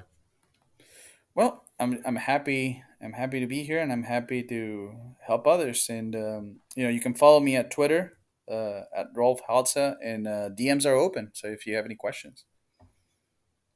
Yep, and tell us a little bit more about this course that's coming out. Oh yeah, so it's the job stacking course. It'll be out February 22nd. It's an online course. There's two bundles. Let's put it like that. Like, there's the basic one, which is just the course. You get four modules. I don't remember how many. Let's say average of four lessons per module. Go over the basic concepts of job stacking. With which we've kind of gone through, but in this order, in the two times I've been here, but the course is in order. So basics of job stacking, what it is, what it isn't, how it's possible, how modern work makes it possible, the ethics and legality of it. I have an entire lesson dedicated to the ethical nature of why it's or the ethical justification for job stacking.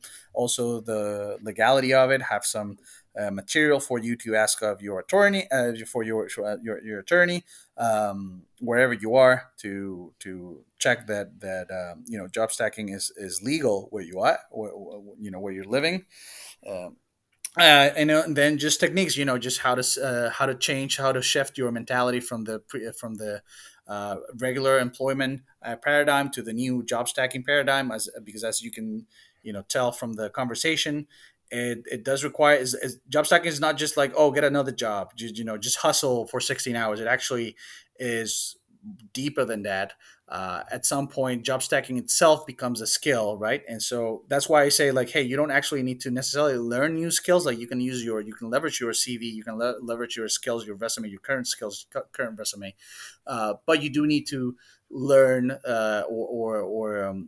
practice the job stacking skills, right? Like the job stacking frame of Mhm. mind to be able to pull it off without too much of a hitch. And so I go over that. I go over how to handle multiple meetings. A lot of the content of the course is in the book, but the course is a lot more updated. It has a lot more content. It's like instead of doing a second edition of the book, I did the course.